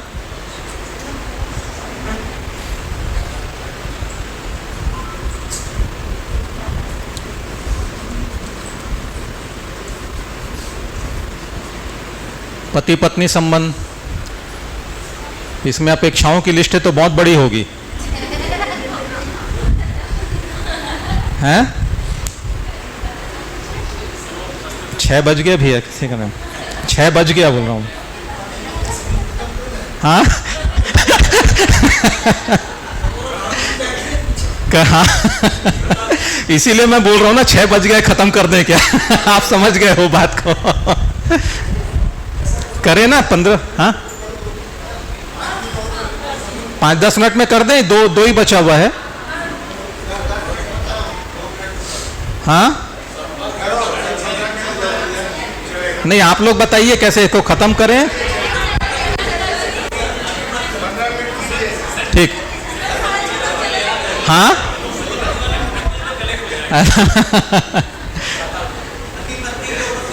तो एक काम करते हैं, इसकी अपेक्षाएं पहले जो पत्नियां हैं वो बताएंगी पति से क्या अपेक्षा है। अभी पति नहीं बोलेंगे।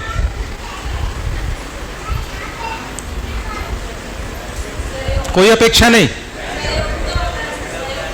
हाँ सहयोगी रहे।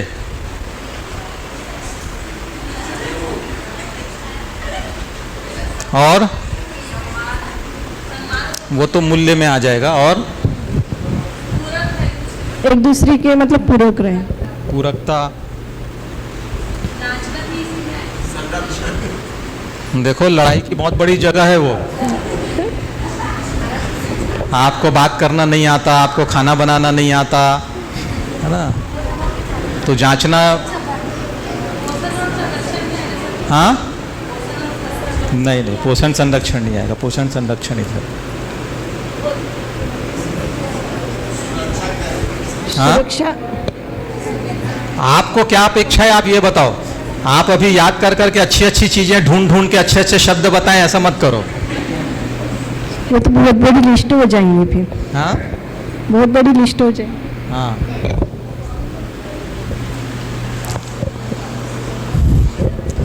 देखो एक, चलो मैं लिख देता हूँ, है ना, समय भी ज़्यादा हो गया।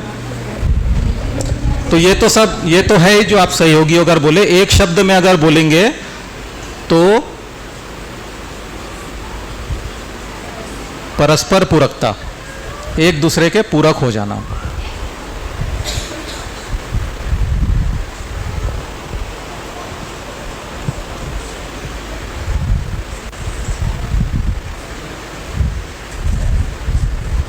एक दूसरे के पूरक हो जाना। इसमें एक दो चीजें और लिख सकते हैं, है ना, जैसे एक है पारदर्शिता।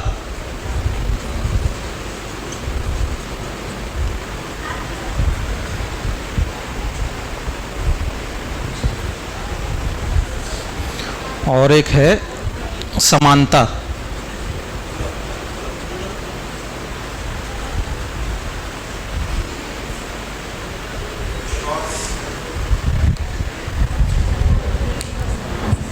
ये तीन चीजें महत्वपूर्ण है जो इसमें पति पत्नी संबंध में है। ये एक दूसरे के प्रति विश्वास, वो तो मूल्य में आ जाएगा, वो है ना, मूल्यों का निर्वाह इसमें आ जाएगा। अपेक्षाओं में देखेंगे तो ये तीन चीजें मुझे महत्वपूर्ण, और भी जुड़ सकता है इसमें, जो भी आप लोग जोड़ना चाहें, पर ये तीन चीजें इस संबंध में महत्वपूर्ण है ये। हाँ हाँ, ट्रांसपेरेंसी। और क्या मूल्यों का निर्वाह होता है? हाँ, तो अगर एक शब्द में लिखेंगे तो क्या लिख दें?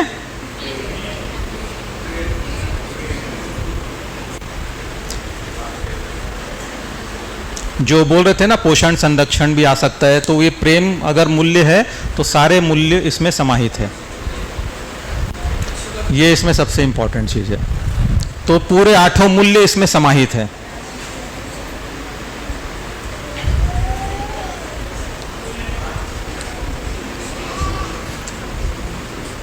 व्यवस्थागत संबंध,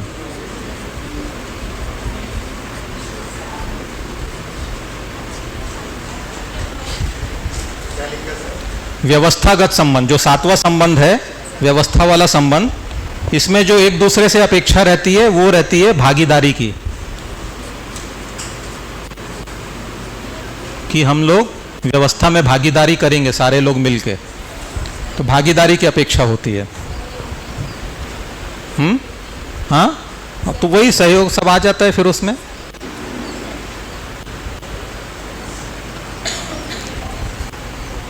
और विश्वास सम्मान कॉमन है, बाकी सब मूल्य समय अनुसार।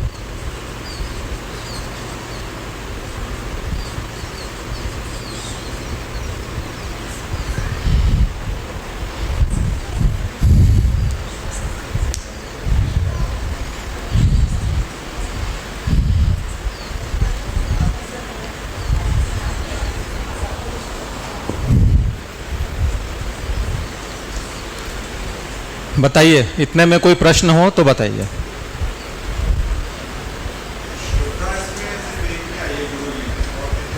सब में आ सकती है वो, है ना, मुख्य रूप से जो मूल्य है वो मैंने लिखा है, तो वो सब में आ सकती है। जिनमें भी हमने श्रेष्ठता को पहचाना है ना, तो उनके प्रति भी श्रद्धा हो सकती है, माता पिता के प्रति हो सकती है, जिन्होंने भी मानवीय परंपरा के लिए काम किया है तो गौरवता हो ही सकती है उनके प्रति, तो सब आ सकता है ये मूल्य सब।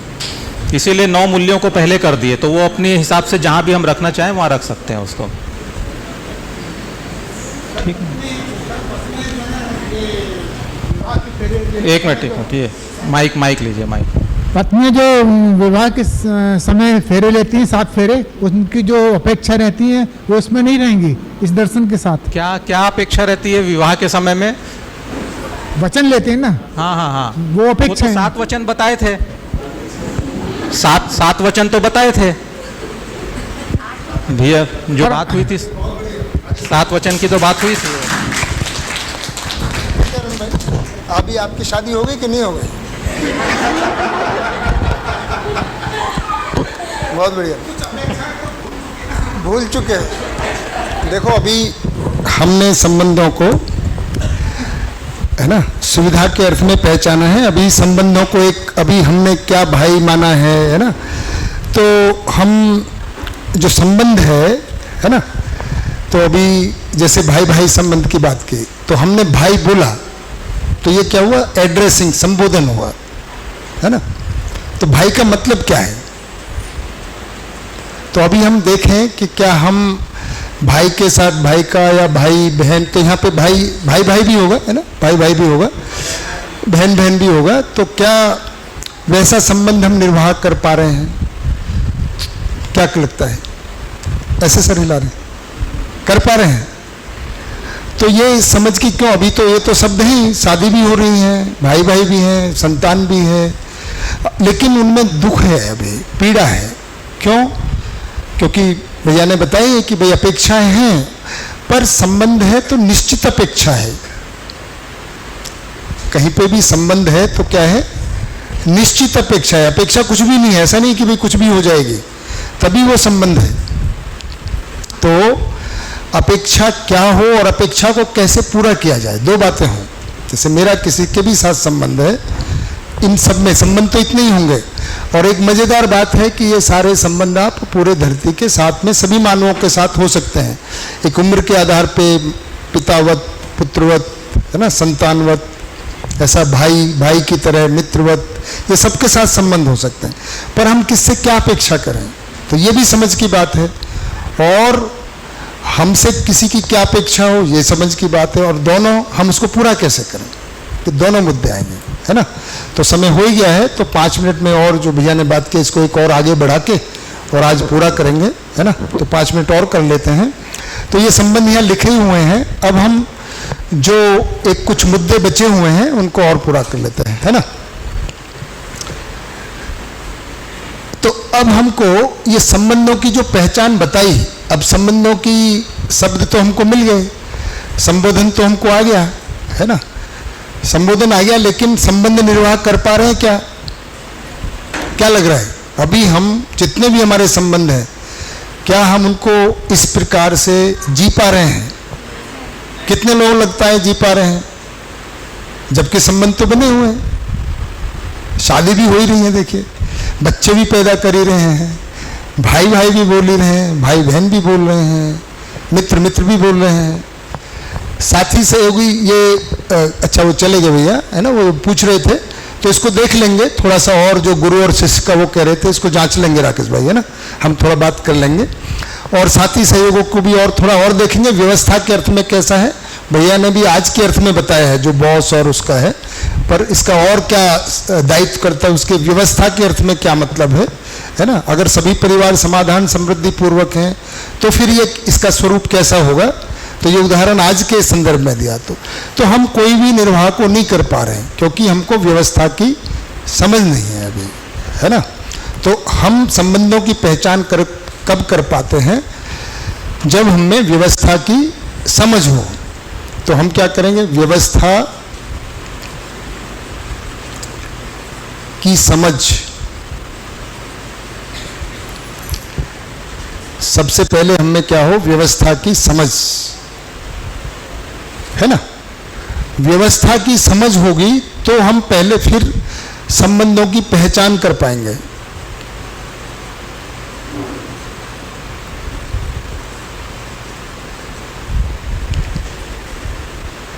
ये जितने भी संबंध हैं, तो अब ये तो परिवार का व्यवस्था की बात हुई, है ना। तो परिवार में तो अभी हम पहचानते ही हैं, बता देते हैं कि भाई ये माता पिता हैं, ये बच्चे हैं, है ना। व्यवस्था की समझ। अब संबंधों की पहचान हुई तो क्या करेंगे? उसमें अपेक्षाएं हैं। अपेक्षाएं कैसे पूरी होंगी? जो उस संबंध में निहित मूल्य हैं उनका निर्वाह।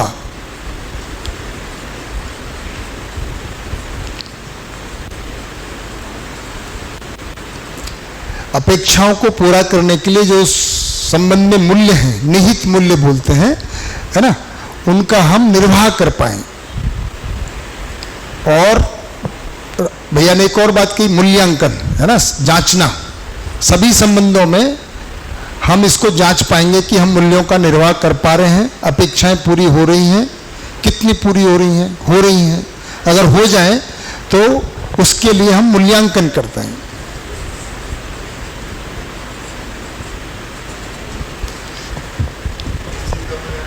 मूल्यांकन कि मूल्यों का निर्वाह हो रहा है कि नहीं हो रहा है, कि हम संबंध का कितना निर्वाह कर पा रहे हैं। हम अभी देखें अपने संतान के प्रति जो हमारी जिम्मेदारियां हैं, जो मूल्य हैं, कितना कर पा रहे हैं। ऐसे ही संतान देखेगी कि भाई ऐसे भाई बहन देखेंगे कि हमारी क्या अपेक्षाएं, सहयोग, पूरकता है ना, ये कर पा रहे हैं कि नहीं कर पा रहे हैं। मित्र संबंध में भी देखेंगे। तो उसको मूल्यांकन कह रहे हैं, मूल्यों का आंकना, मूल्यों को जांचना कि हम कितना कर पा रहे हैं। स्वयं मूल्यांकन, परस्परता में मूल्यांकन दोनों करेंगे। ये होगा, अगर ये हो रहा है तो कैसी फीलिंग आएगी। मान लिए दो संबंध हैं और हम मूल्यों का निर्वाह कर पा रहे हैं, तो क्या फीलिंग आएगी? हाँ जी, सुखी होंगे। फीलिंग क्या होगी? सुखी होने की। उसको ही कह रहे हैं तृप्ति। अगर दोनों कर पा रहे हैं तो एक ही तृप्त होगा कि दोनों हो पाएंगे? थोड़ा जोर से बोले। अब दोनों सुखी हो गए, है ना भाई, दोनों ही तृप्त हो गए, क्योंकि दोनों की जो अपेक्षाएं हैं एक दूसरे से वो पूरी हो गई। इसको कह रहे हैं उभय तृप्ति।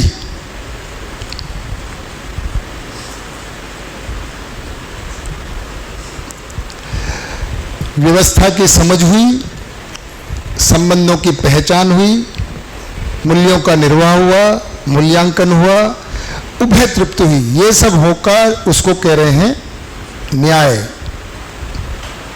जस्टिस। अभी हम किसको न्याय मानते हैं? अब इसको भूल जाए अगर थोड़ी देर के लिए कि हमने जो इतने दिन से बताया केवल न्याय शब्द को बताने के लिए। मैंने बोला ना थोड़े दिन रुको अभी, है ना। अभी हम किसको न्याय मानते हैं? बदला, रिवेंज, रिटेलिएशन, है ना। भाई आपने कोई अपराध किया, सरकार ने आपके साथ कुछ दूसरा अपराध कर दिया, है ना। टिट फॉर टैट, ये अभी मान्यता है। अगर हम लोगों ने इसकी ज्यादा समीक्षा नहीं की, आगे आएंगे तो करेंगे। न्याय किसको मानते हैं? न्याय हुआ है, खून का बदला खून है, ईंट का जवाब ईंट से, और अब यहाँ है ईंट का जवाब पत्थर से। वैसा बोल रहे हैं, मतलब ऐसा मान्यता है। शुभ्रांशु भाई किसको न्याय कहे? एक का गलती हुई, हाँ बताइए, थोड़ा माइक दे। न्यायालय में न्याय मिलता है कि फैसला मिलता? एक ने आदमी को मारा, मर्डर हुआ, सरकार, वकील, जुडिशरी, पुलिस सब मिल मिला के उसको फांसी पे लटका दिया, उसको भी मार दिया। क्या हुआ? न्याय हुआ? ऐसा बोल, फैसला हुआ। एक अपराध को अपराध से रोकने की कोशिश, है ना। किसी ने किसी का रेप किया, उसको जेल में डाला, नहीं तो रेप कर लटका दिया। क्या हुआ? उभय तृप्ति कहीं हुई। जिसने गलती की वो भी मारा गया, जिसके साथ हुआ वो क्या, अगर मान लीजिए किसी के साथ अपराध हुआ, किसी का पति मारा गया और जिसने मारा उसको फांसी पे लटका दिया, तो क्या पत्नी खुश हो जाएगी? जो कमी है वो तो बनी रही, अपराध हो ही नहीं। मुद्दा क्या है? तो ये बदला है, फैसला है कि भाई गलती। अभी मानव समाज बदले तक पहुंचा है, कैसे अपराध रुके हैं यहां तक पहुंचा है, इसमें लगा हुआ है। उससे पहले 500-200 साल पहले जो सिस्टम था, अपराध रोकने का भी कोई प्रावधान नहीं था, बल्कि ये मान्यता थी। ये पुराने किताबों में लिखा हुआ है कि अगर आपके साथ कुछ गलत, आपके भाई को मारा तो आप जाकर उसके भाई को मार सकते हो। ऐसे पुराने कानून अभी भी लिखे हुए हैं, है ना। आपकी बहू बेटी के साथ कुछ किया तो आप उसकी बहू बेटी के साथ कर दो। टिट फॉर टैट, क्या हो गया? न्याय हो गया।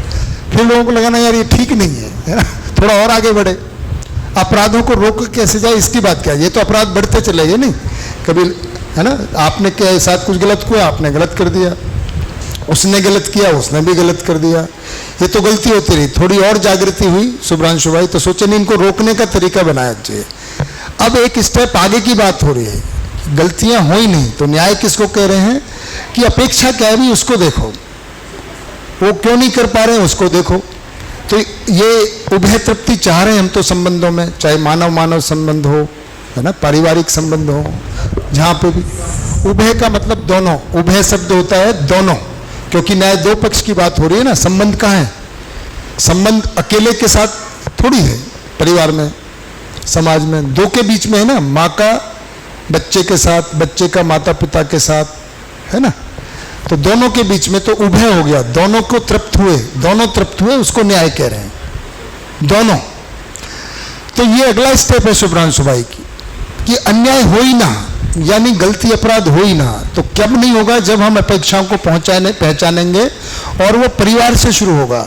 अभी गलतियां समाज में, परिवार में हो रही है, लेकिन न्याय किसी और से मांगने जाएंगे। तो न्यायालय में फैसला हो रहा है अभी, और वो भी गलती को गलती से रोकने का, अपराध को अपराध से रोकने का, और युद्ध को युद्ध से रोकने का। एक स्टेप आगे की सोच है कि गलती, अपराध, युद्ध हो ही ना, जिसको कह रहे हैं, है ना, कि अपेक्षाएं अपूर्ण, क्योंकि अपेक्षाएं पूरी नहीं हो पा रही, इसलिए तो सब गड़बड़ हो रहा है। जो हमने कहा गिला शिकवा शिकायत, लड़ाई झगड़ा, युद्ध बंटवारा, संघर्ष, वहां तक जा रहे हैं ना ये। तो इसको कह रहे हैं निप इन द बड, ऐसा बोलते हैं ना, कि भाई गलती ना हो। तो कब नहीं होगी? जब हम दोनों खुश रहेंगे। दो खुश रहें तो उनको झगड़ा ही नहीं है। खुश कैसे होंगे? आपने जो बोला दोनों खुश रहें, कोई भी। अभी तो भाई भाई में भी झगड़ा है, जमीन को लेके, बंटवारे को लेके, है ना, और पड़ोसी पड़ोसी में है, पड़ोसी राज्य का पड़ोसी राज्य के साथ है, पड़ोसी राष्ट्र का, तो सब में झगड़ा है। दोनों खुश कैसे रहें जहां पे भी संबंध है? कब होंगे? कि भाई मूल्यांकन करें। किस बात का मूल्यांकन करें? कि अपेक्षाएं क्या है, आखिर हम चाहते क्या है एक दूसरे से, फिर करें उसको पूरी कैसे करें। तो संबंध को पहचाने, उसमें मूल्यों का निर्वाह करें। कब आएगा? ये पूरा व्यवस्था को समझने और समझकर जीने में ही सुख है, न्यायपूर्वक जीने में ही सुख है। ये हुआ न्याय। इसमें हार जीत नहीं है, विन विन सिचुएशन है। एक होता है लूज लूज, जो आदमी 2000 लाख सालों तक करता रहा, लूज लूज। तुमने उसका सर फोड़ा, उसने तुरंत ही सर फोड़ दिया। चोरी की, उसका हाथ काट दिया। उसने कुछ और गलत किया, उसको चौराहे पे पत्थरों से मार दिया, लूज लूज। अच्छा, उसका बच्चा हुआ, उसने उसको मार दिया, है ना, जो कई बार ठाकुरों की फिल्मों में दिखाते हैं। खानदानी, तो वो क्या है? गलतियों का सिलसिला, है ना। तो उसमें लूज लूज सिचुएशन है। अभी भी लूज लूज चल रहा है। तो ये विन विन सिचुएशन है कि दोनों ही जीते। इसको कह रहे हैं हम न्याय है। धर्म हमने बता दिया। मानव धर्म क्या है? एक है क्या? सुख। सुख कैसे होगा? न्यायपूर्वक। तो न्याय और धर्म जुड़ा हुआ है। न्यायपूर्वक जिएंगे तो ही धर्म का पालन होगा, तो ही मानवीय व्यवस्था ठीक हो पाएगी। और न्याय परिवार से शुरू होगा। परिवार में नहीं है तो बाहर कहाँ से मिलेगा?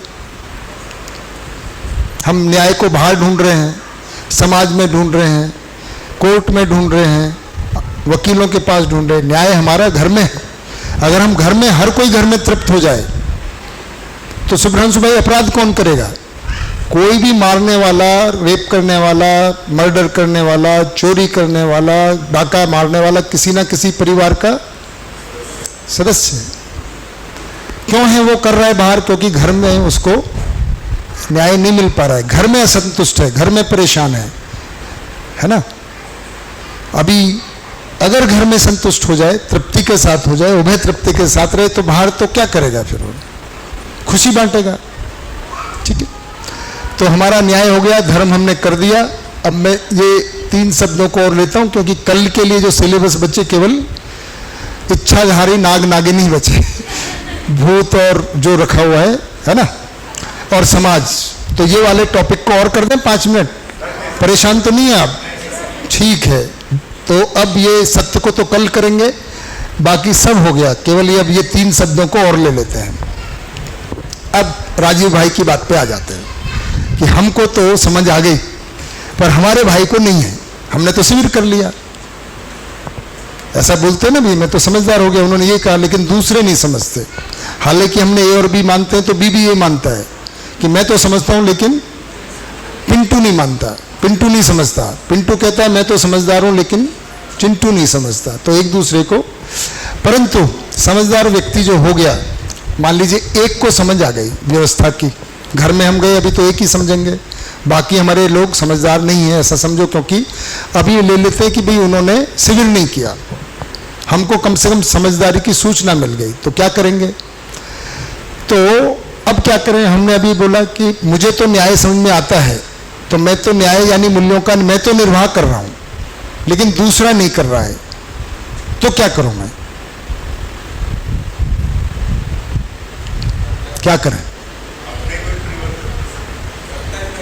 है जी, क्या कर रहे हैं? करता ही क्यों करता रहूंगा? क्योंकि मैं समझदार हो गया हूं, ताली हो जाए क्योंकि ये मेरा स्वभाव हो गया है। स्वभाव का मतलब है, मतलब अब मेरी मजबूरी नहीं है, कोई एहसान नहीं हो रहा है मुझसे। हमने स्वभाव किसको माना गया है? क्रोध मानव का स्वभाव है, ईर्ष्या तो मानवीय गुण है, वो सब गुण नहीं, वह भाव है। एक्चुअल में धीरता मानव का स्वभाव है।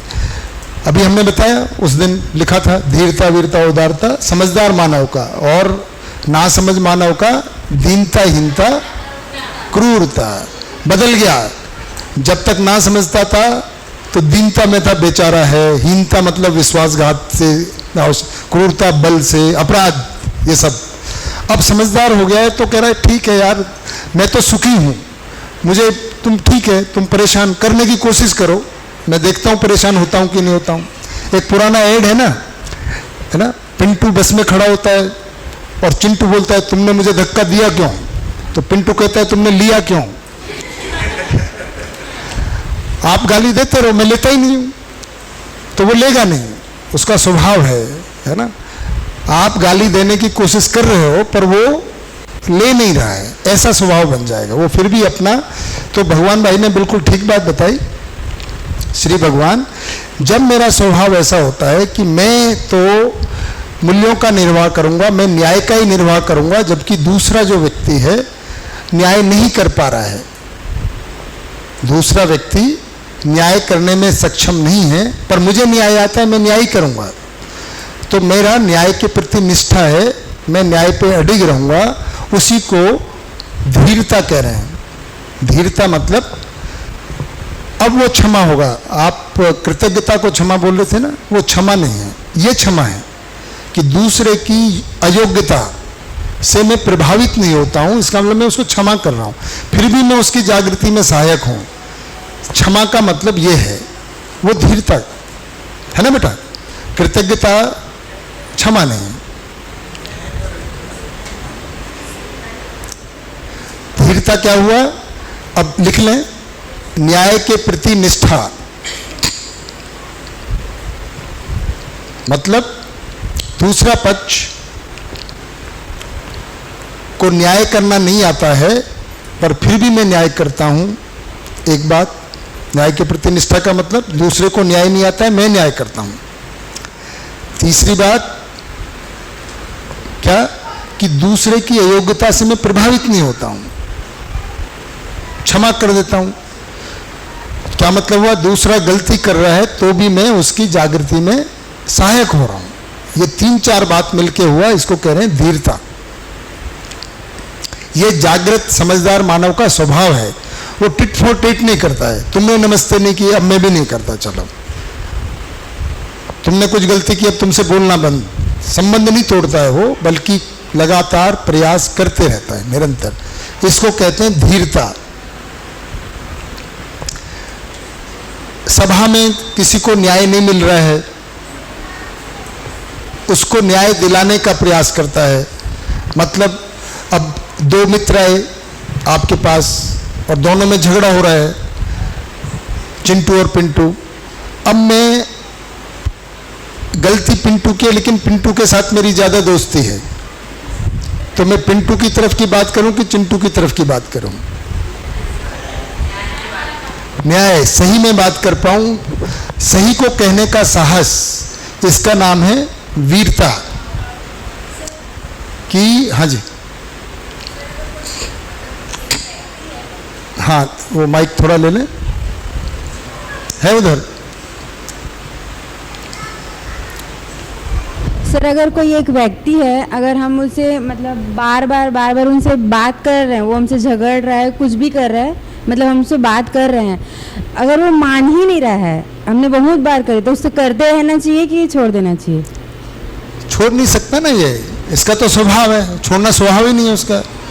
फिर वो करते ही रहेगा। हाँ, आप बताइए, आपको अगर समझाने का प्रयास करें, वही जांचें मैं ये हूं, तो आप करते ही रहोगे गलती या कभी समझोगे? देखिए, अपने बारे में हम मानते, मैं तो गलती करना भी नहीं चाहता हूँ भाई, सडनली हम दूसरे को सामने रख देते हैं। नहीं सर, तो उन लोग को थोड़ा सा अपना समझाना पड़ेगा ना। आपकी बात करो। हाँ, मेरे को भी अगर कोई इंसान से बोलते रहेगा तो समझ नहीं आएगा, अगर वो मेरे को बैठ के उस चीज को क्लियर करेगा तब समझ आएगा। आ जाएगा ना। हाँ, तो वही तो करेगा ये, तो आ जाएगा ना समझ में। हाँ बस तो देखिए, हम क्या करते हैं, अपने बारे में अलग मानते हैं, दूसरे बारे में बिल्कुल अलग मानते हैं, यही दिक्कत है। हाइपोथेटिकली हम तो कह रहे हैं हमको एक बार समझाओ, हम तो इतने समझदार हैं, एक बार में ही समझ जाएंगे, पर दूसरे के तो लिए तो लगे हुए, हमने तो जिंदगी गुजार दी फिर भी नहीं समझ रहे। एक और मान्यता है, मैं इसको आपको कर दूं, अगर मैं बार बार समझा रहा हूं और दूसरा नहीं समझ रहा है, तो वो उसमें समझने की अक्षमता है या मुझे समझाने की अक्षमता है? क्या मानना ठीक है? हमको समझाना नहीं आ रहा है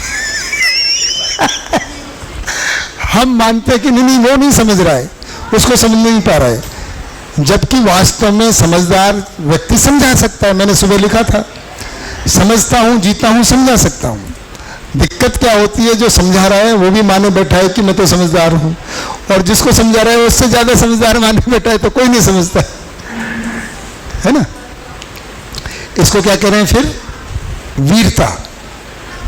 और सभी को न्याय मिल पाए, यानी सभी समझदार हो पाए, उसके लिए अपने तन मन धन को लगाना ऐसी व्यवस्थाओं में कि सबको न्याय मिल पाए। का कब होगा? जब सब समझदार हो जाएंगे। देखो, मूल में तो यही है, व्यवस्था की समझ के बिना ये सब होने वाला नहीं है ना। तो जब ऐसा हो जाए कि जब व्यक्ति अपने तन मन और धन तीनों को इसमें लगाता है कि सभी को न्याय उपलब्ध हो पाए, यानी शिक्षा व्यवस्था है ना, समझदारी उपलब्ध हो पाए, इसका नाम है उदारता। उदारता मतलब मैं अपना तन मन धन इस सब में लगा रहा हूं। ठीक है जी भाई। अब ये हुआ धीरता, वीरता, उदारता, ये समझदार मानव का स्वभाव है। ठीक है। अब एक होमवर्क, अब इसमें कल बात करेंगे, क्योंकि आपको फिर खाना भी खाना है, फिर गोष्ठी में बैठना है। मैं चाहता हूं कम से कम आपको आधा घंटा मिले। नहीं, मैं तो देखो बोलते रह सकता हूं। आज मुझे थोड़ा आराम भी मिल गया गले को, राकेश भाई ने थोड़ा सहयोग किया तो। अरे नहीं, ऐसा नहीं मुझे पता है आप उत्साहित हैं, आप बहुत अच्छे समझने वाले लोग हैं है ना। तो आपकी जितनी जिज्ञासा लगी, अभी भी आप धैर्यपूर्वक बैठे हैं सुबह 9 बजे से, पर हमको लग रहा है आपको समय सोचने का भी मिलना चाहिए, नहीं तो इंडाइजेशन हो जाएगा।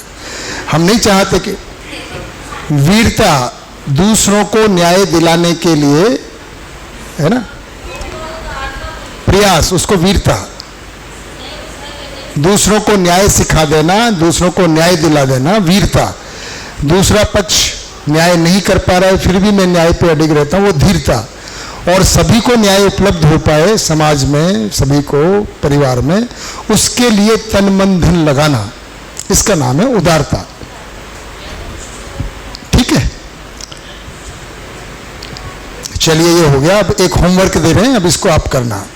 अब परिवार व्यवस्था हम यहाँ पूरा मानेंगे, अगर आप कुछ क्वेश्चन होगा तो कल कर लेंगे, बाकी का काम करेंगे, क्योंकि कल समाज भी होना है और थोड़ा सा अस्तित्व। ये 2 बचे ना जो हमको 11 सवा 11 तक करने, पर हम ऐसा नहीं कर रहे कि जल्दबाजी कर रहे हैं, हमको जितना बल्कि ज़्यादा ही रखा है, इतना हर शिविर में नहीं रखते है ना राकेश भाई, इतना नहीं रखते। तो आपको थोड़ा हमने ज़्यादा ही पिलाया है।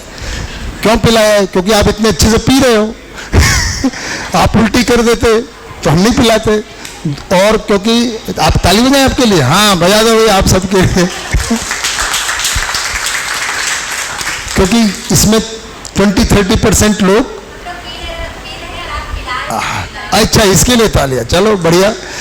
तो क्योंकि आपके कुछ 20% लोग ऐसे हैं जिनका दूसरा शिविर है, तो इसलिए आप थोड़ा समझ भी रहे हो, तो इसलिए ज़्यादा हो गया। कुछ लोग हैं जिनका पहला है, तो उनकी वजह से आपको भी ज़्यादा पिला दिया गया। अब देखिए, अगर आप डाइजेस्ट कर रहे हैं, मुझे लगता है हो पा रहा है ना प्रीति दीदी, कोई दिक्कत नहीं है। वैसे ये बहुत सारी बातें हम अध्ययन नहीं करते हैं, है ना, पर आपको क्योंकि विशेष नहीं है, आप सामान्य लोग हैं, पर आपने पिया अच्छे से है ना, जिज्ञासु है। नहीं तो हम देखते रहते हैं भाई लोग अब उठ के जाने लग गए, किसी को सुसु आ गया, पोटे आ गए, फिर बाहर ही रह गए, आए नहीं, तो हम छोड़ देते हैं, छोड़ो यार अब नहीं पच रहा है। आप बैठे हुए है ना, हम करें नहीं, आधा घंटा हो गया, फिर भी कह रहे हो नहीं चलो चलो, तो अभी मैं होमवर्क देता हूँ थोड़ा करने के लिए। अब ऐसा सोचे, सभी मानव धरती पे हमने कहा ना समझदार हो जाएं, ऐसा सोच के देखें। क्या करें? कल्पनाशीलता में विचार करें, चित्रण करें। आप में चित्त है, कल हमने सामियाना लगवाया था परसों, अब आप अपना सामियाना खुद लगाएं। क्या चित्रण करना है कि अब इस धरती पर हम लोगों ने प्रयास किया, आप भी उसमें शामिल हो गए, सुब्रहांशु भाई तो लगे ही हुए हैं कि समाज में सबको न्याय मिले, है ना, ऐसे और लोग इकट्ठे हो गए और सबने मिल मिला के, समय की चिंता छोड़ दीजिए, 50 साल में हो, 100 साल में हो, 500 में हो, मैंने बताया 2 लाख साल का इतिहास है, और 50-100 साल लग जाएंगे तो क्या है भाई, 2 लाख साल से आदमी प्रयास कर ही रहा है।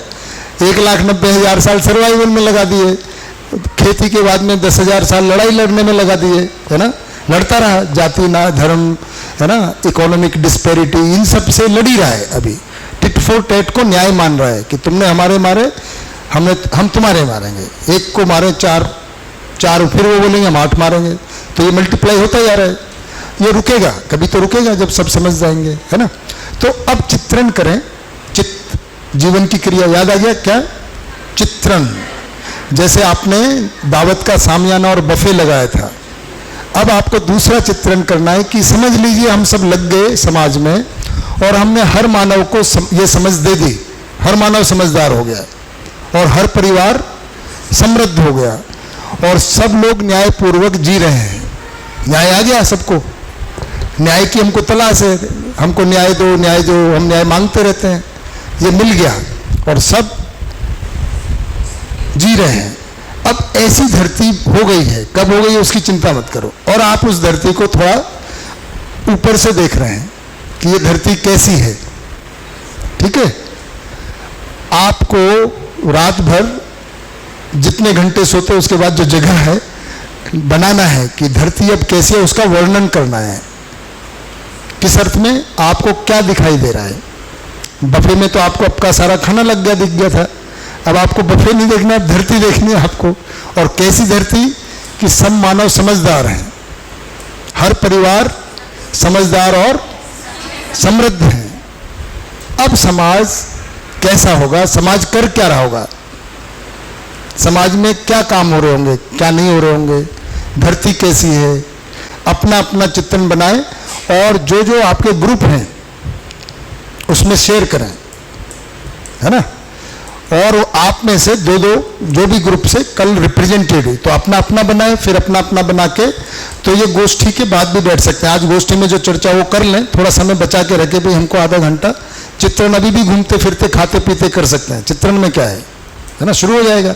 फिर ग्रुप में मिलेंगे, गोष्ठी का काम होने के बाद 15 मिनट और बैठ लेना और ग्रुप में इस चित्रण को बनाएं, है ना। और कल आपके जो ग्रुप हैं 4, उसमें से 2 या 2 आपको सुबह बताना है। यहाँ पे रोक दें, अब 40 हो गए, ठीक है। चलिए सभी को नमस्कार, शुभ रात्रि। आपने बहुत बढ़िया से सुना, खूब बढ़िया बात। अभी कल और हम रहेंगे, कल दोपहर तक। कल का हम सोच रहे हैं ये दोनों कार्यक्रम 11 सवा 11 तक कर देंगे, जो चाय तक होता है। उसके बाद संस्थान के जो है ना, जो हमारे साथी हैं जो संचालक करते हैं, वो बताएंगे क्या करना है, तो है ना। और लंच तक 1 बजे तक हम पूरा कार्यक्रम, जिनको जाना है कहीं तो वो इस तरह से प्लान करना है, तो सारा कार्यक्रम कल 1 बजे तक, यानी जो हम लंच करते हैं वहां तक रहेगा, है जी। फोटो सेशन, हाँ, तो कल फोटो भी कर लेंगे सब मिलके, एक अच्छी जगह, एक ग्रुप भी फोटो हो जाए बढ़िया से, सब अच्छी अच्छी ड्रेस पहन के आना है, फोटो पहले से बता। चलिए सभी को नमस्कार, कल सुबह मिलते हैं 9 बजे।